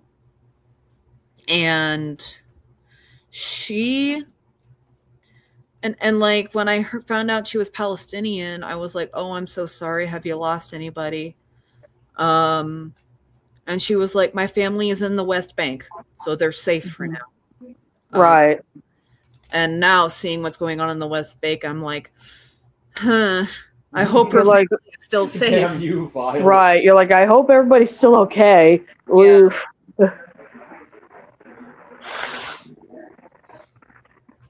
Jordan is probably getting a lot of refugees right now. Oh, yeah. In fact, a lot of Palestinians have already long established in Jordan. And from what I understand, I mean, obviously Jordan's government is not flawless. However, they are offering refuge to Palestinians. Egypt is as well, though Israel keeps cutting off that route of escape. And there's a Palestinian kid that I watch who lives in Gaza. That kid's funny though. He's got a sense of humor. He does. I mean, you gotta. If you aren't laughing, you're crying. Right. He's hoping to take that road to reunite with his father, who was in Egypt. And I can only hope that he succeeds. Like a lot of the time, his following, you know, if he goes too long without a video, we fear the worst, because right. Even in his videos, like that, you hear bombs, you hear gunshots, you hear Israel's military like screaming and shouting at him.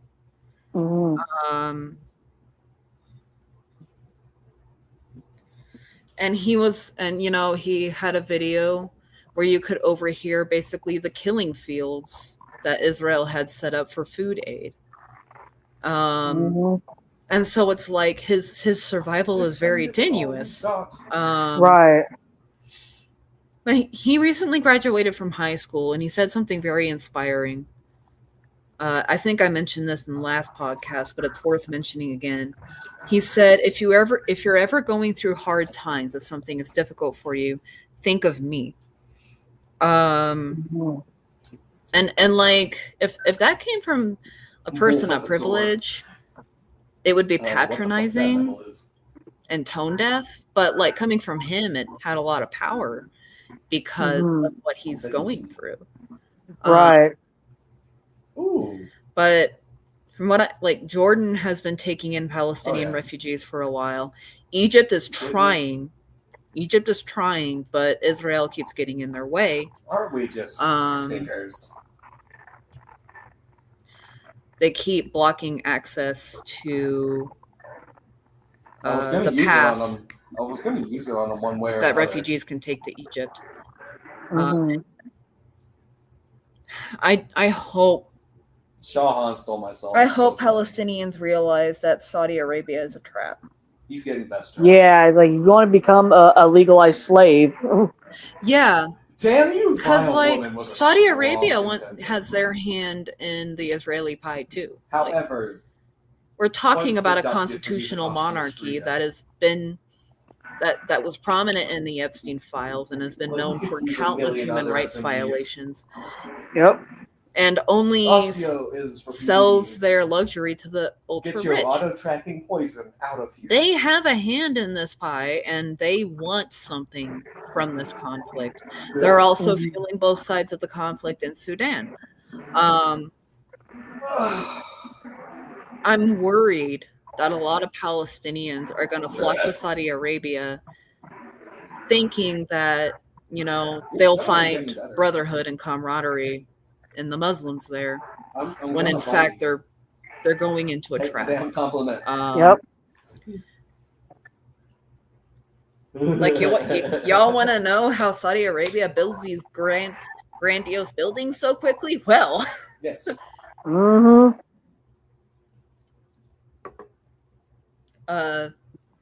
but yeah, Egypt or Jordan. Those are the places that are doing the most. Egypt work. or Jordan. And I Yep. can only hope that woman's family has made it to Jordan. Right. And adorable. I know that I know, like, the family in the West Bank that I've got that Palestinian olive oil from. They also are established in Jordan. They make olive oil there, which it's only a river, so it's not really a different region.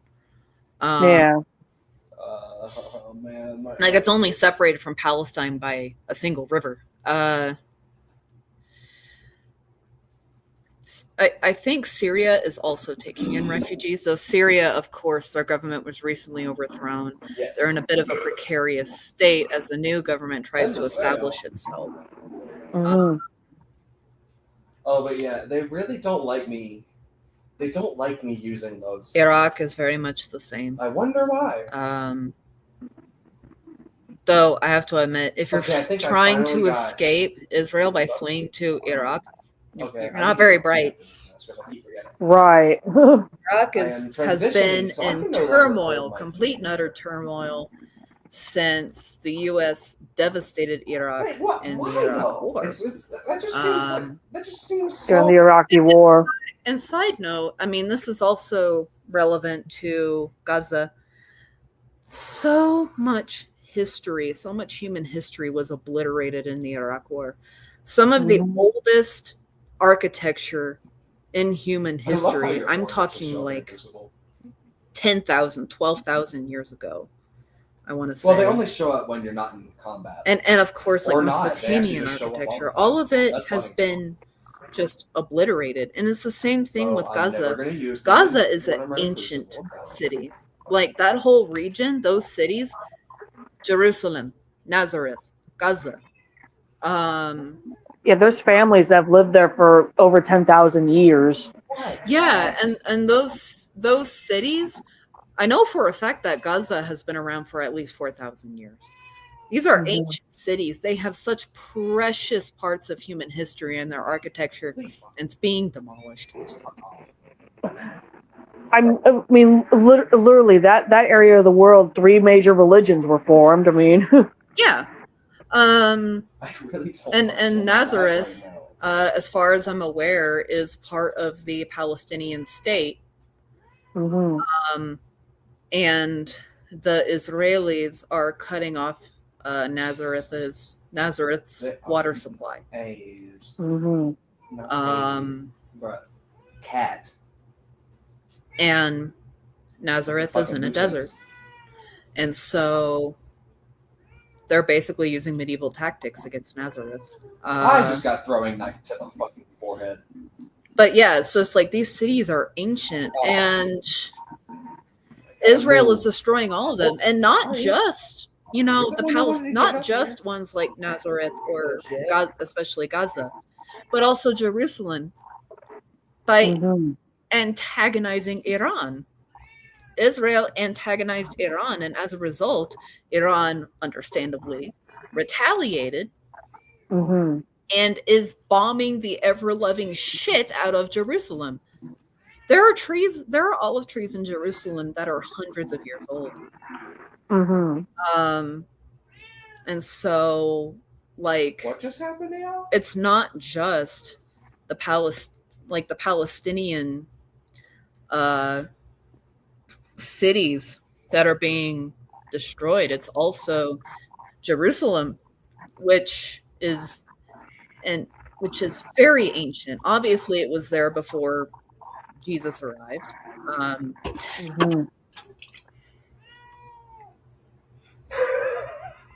You're about to invoke some wrath, Cat. Oh my goodness, JoJo. Ah! Thanks. She's spilled my friggin' water on my laptop. Oh no. Like, Mechanic. she fucking knocked it over with her tail.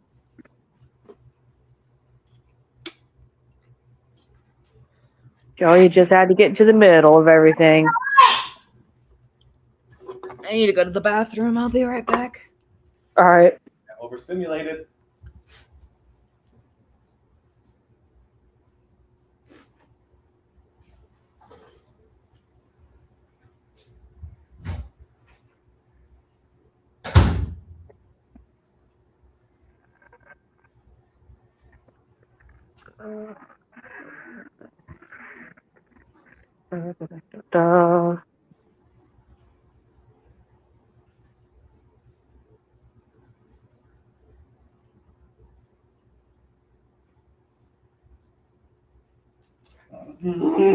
Everybody left me alone again.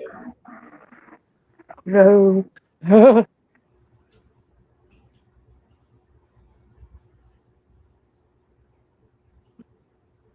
Oh.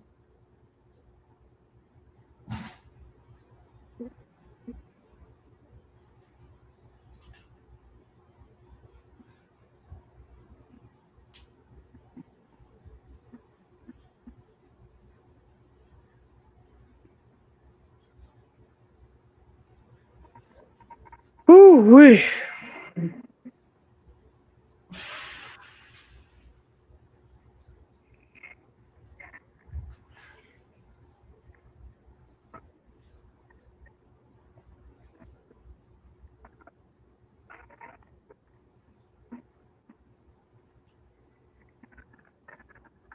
Oh my goodness, my eye itches. Ah!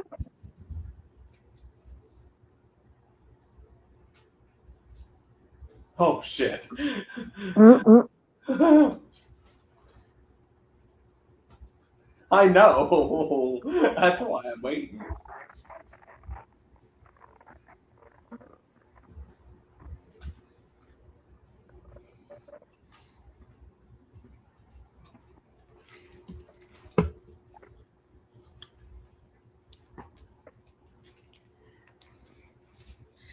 I'm back. And also, don't even get me started about the ancient cities that Israel is bombing in Iran. Right. Like Tehran is another city that's thousands of years old. Mhm. And it's just, we need to preserve our history. Well, that's fun. Mhm. And that history it. is in the architecture, in the souls that touched it, Me in either. the Like both of us minds. just kind of. They are Yeah, both of us just kind of peace captures. out. They are time capsules. They are connections to our roots, Oh. and they're being destroyed. Mhm. And I'm not just sorrowful about the cities I almost escaped, outside of Israel. I'm also sorrowful for the ones inside Israel, but I almost had. especially its capital, Jerusalem. Jerusalem is thousands of years old. It has olive trees that are hundreds of years old. And Iran is retaliating against Israel by bombing the ever-loving shit out of Jerusalem. Mhm. Destroying such ancient history. Thank you for killing the guy that killed me. Like destroying so much history, destroying. I don't even know if said multiple century-old trees are even around anymore. Right. They may have been killed in the bombings.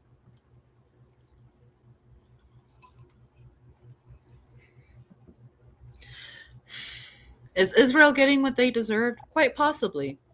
But Right. in so doing,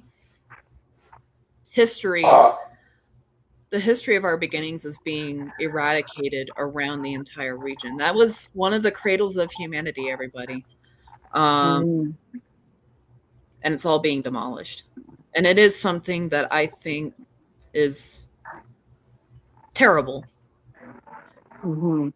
across everywhere from Israel to Palestine, Iran, Iraq. It's a tragedy to see these ancient cities be brought down. Might end up like Dublin. Oh, good lord. Dublin. I mean, there's parts of Ireland that are fucking thousands of years old, so. I wasn't thinking of Dublin. The bombing of... Were you thinking London? Because London has a lot of... Not London. World War II, the Allied attack against Nazi Germany. They flattened their capital, I believe.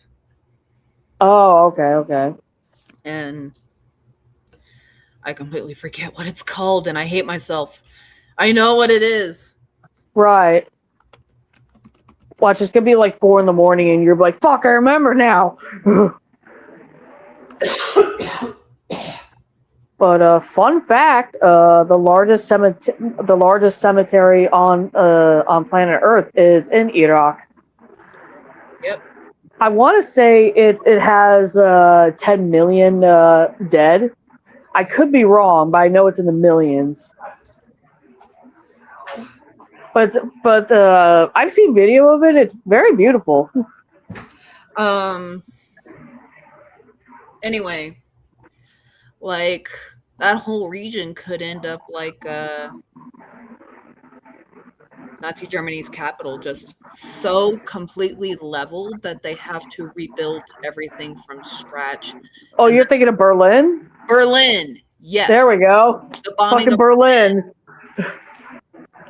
I know it was either a B or a D. Like, I mean, Deutschland? No. But yeah, Berlin. You're thinking about Berlin. Yeah, the bombing of Berlin. Like I said, y'all, zombies having a hard time with vocabulary and memory lately. And like slight brain malfunction too. Yeah.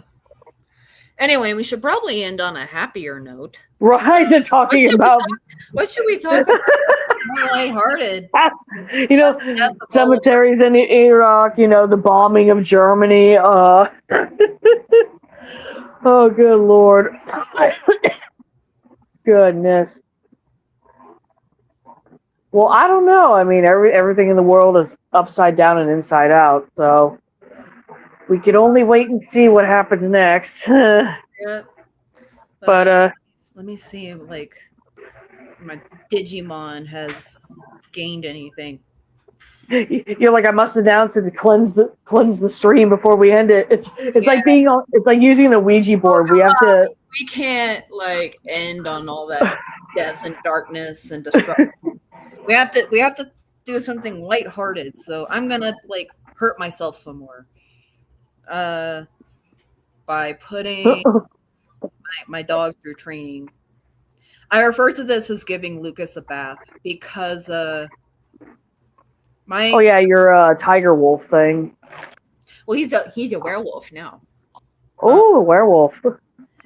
But he, like, I never really got closure with the death of my dog because I was not there when he died. So I sort of let him live on vicariously, and I have a pet Wukish in Digimon. Though his name is Rukasu. His name is Rukasu because that's Japanese translation of Lucas. I'm having to train him up.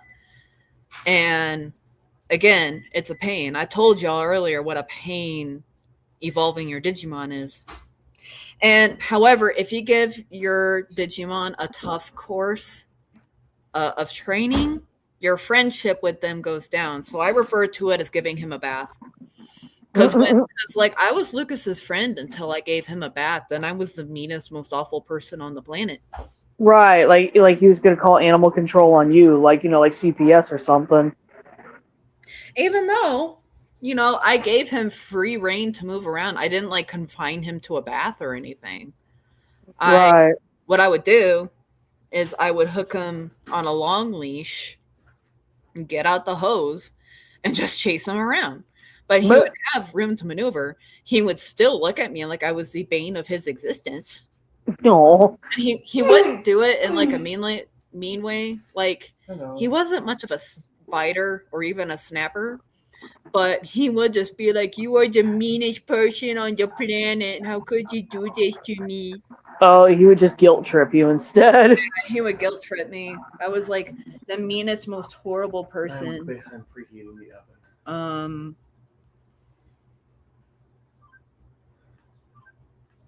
God, for him being a literal wolf hybrid, he was probably the most chill hybrid I've ever seen. Hunger. He was incredible. We got very lucky. We basically got the ideal wolf hybrid.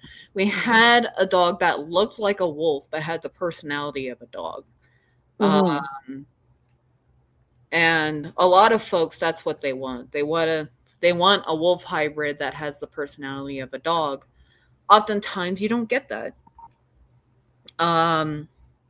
I have my aunt owned several wolf hybrids at any given time. All of them just became really hostile. They were mean. Like she would have to confine them because they got so aggressive. And you would go near their pens and they would just go after you, like batter against the fence. So we got really lucky with Lucas. But you know, this Lucas, you know, it is his time for a bath. Aw. Yeah, if I remember telling you back when Lucas was alive, it's like if I ever get to meet Lucas, I will probably cry because that'd be the closest I'd ever get to be able to pet an actual wolf. And also, White Fang was a wolf dog, so it comes full circle. I'm telling you, he ate up the brushing. Oh, he liked being groomed. Yeah, he loved being groomed. He would just conk out and let me just brush him to my heart's content. He would get a little grumpy when I tell him to move have him get up and move to the other side. But then he would conk out again. It's like roll over. Mm-hmm. Like the disapproval growl, not even like a malicious one.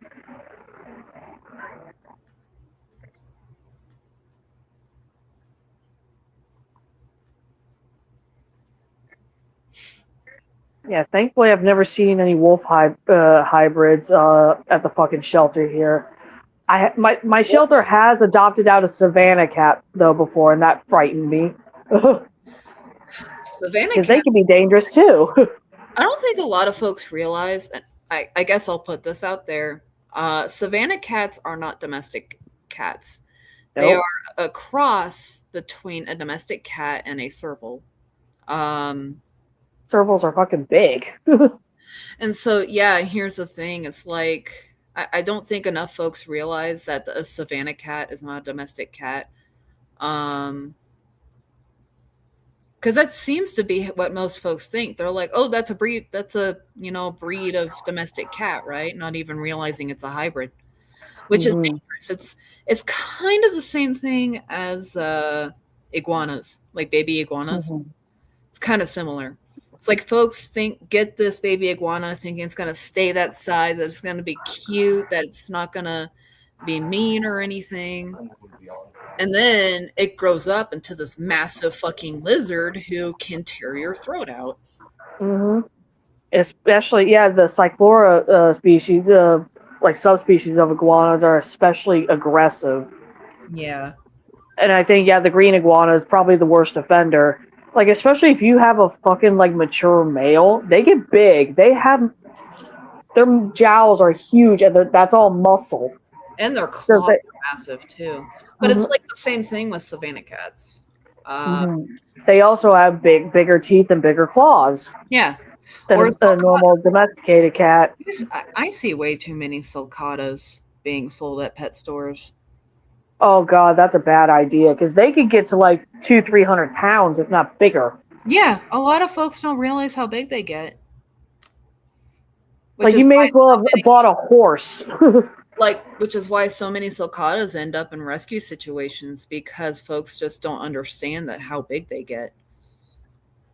Yeah, because like I said, it's almost like you're buying a horse. Because it could get that heavy and also eat that fucking much too. Yep. And it needs a lot of space. Like you need a big backyard or a huge ass enclosure for this animal.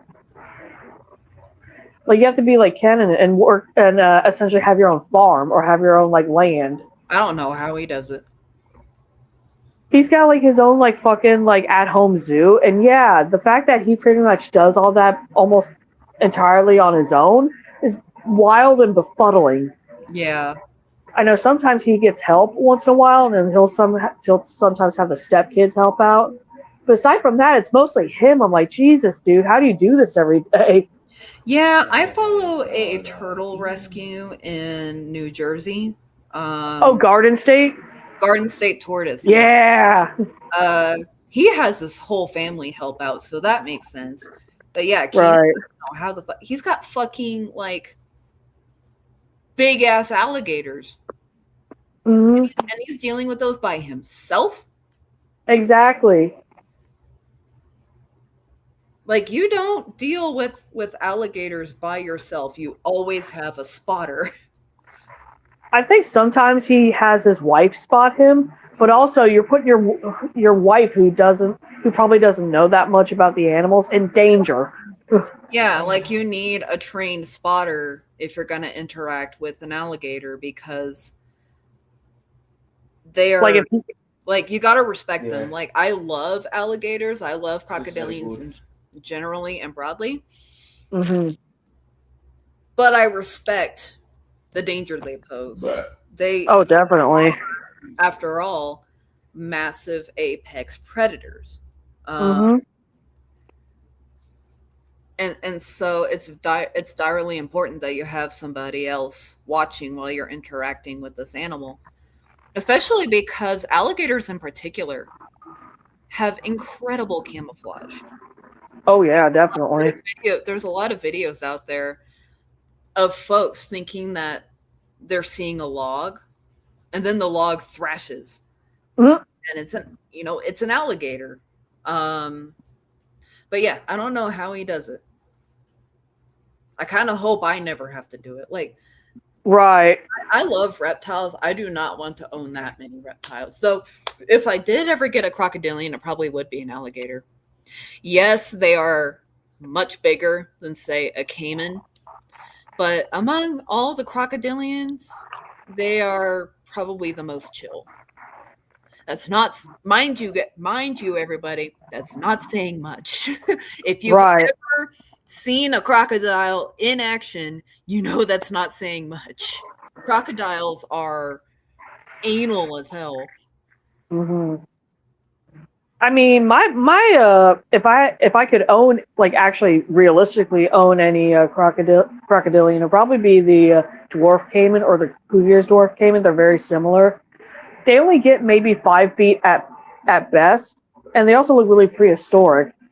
They do. My only concern with the caimans is that they are also very unpredictable and very anal.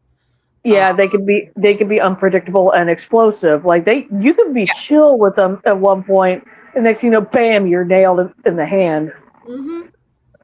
Yeah, they're very unpredictable. They're very anal. Crocodiles, very obvious. Everybody knows the danger they pose. They are very hostile at times. Like that's the truth of it. Like these aren't, even though I adored them, they is dragons. These aren't like big cuddly creatures that you can somehow befriend. Right.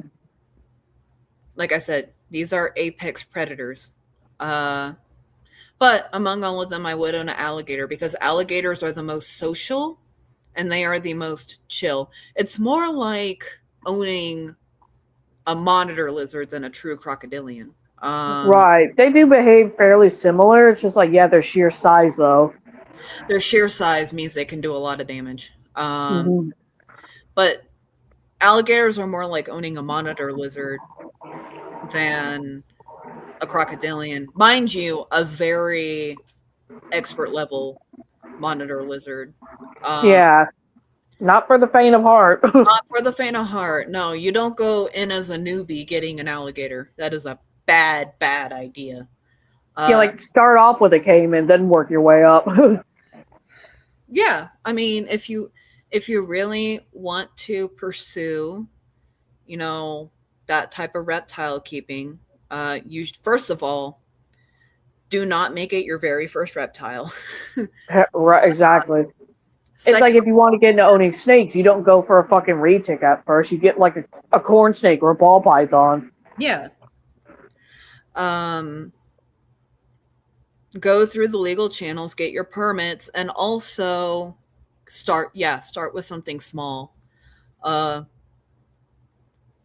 Even though I consider caimans more dangerous than alligators, because like I said, alligators are more like owning a monitor lizard, and they are more social than crocodiles or caimans. Which means you can work with them a little more. With crocodiles and caimans, they are very, very anal, unpredictable, bordering on hostile at times. And of course, the biggest ones can grow to massive sizes. Even certain caimans, like the spectacled caiman, can get almost as big as an alligator. And so, like, yeah, just I would suggest you don't get into that at all. Right. It's a very advanced field. 2, again, gigantic apex predator. Yep. That can and will kill you. Yep. If you do something wrong.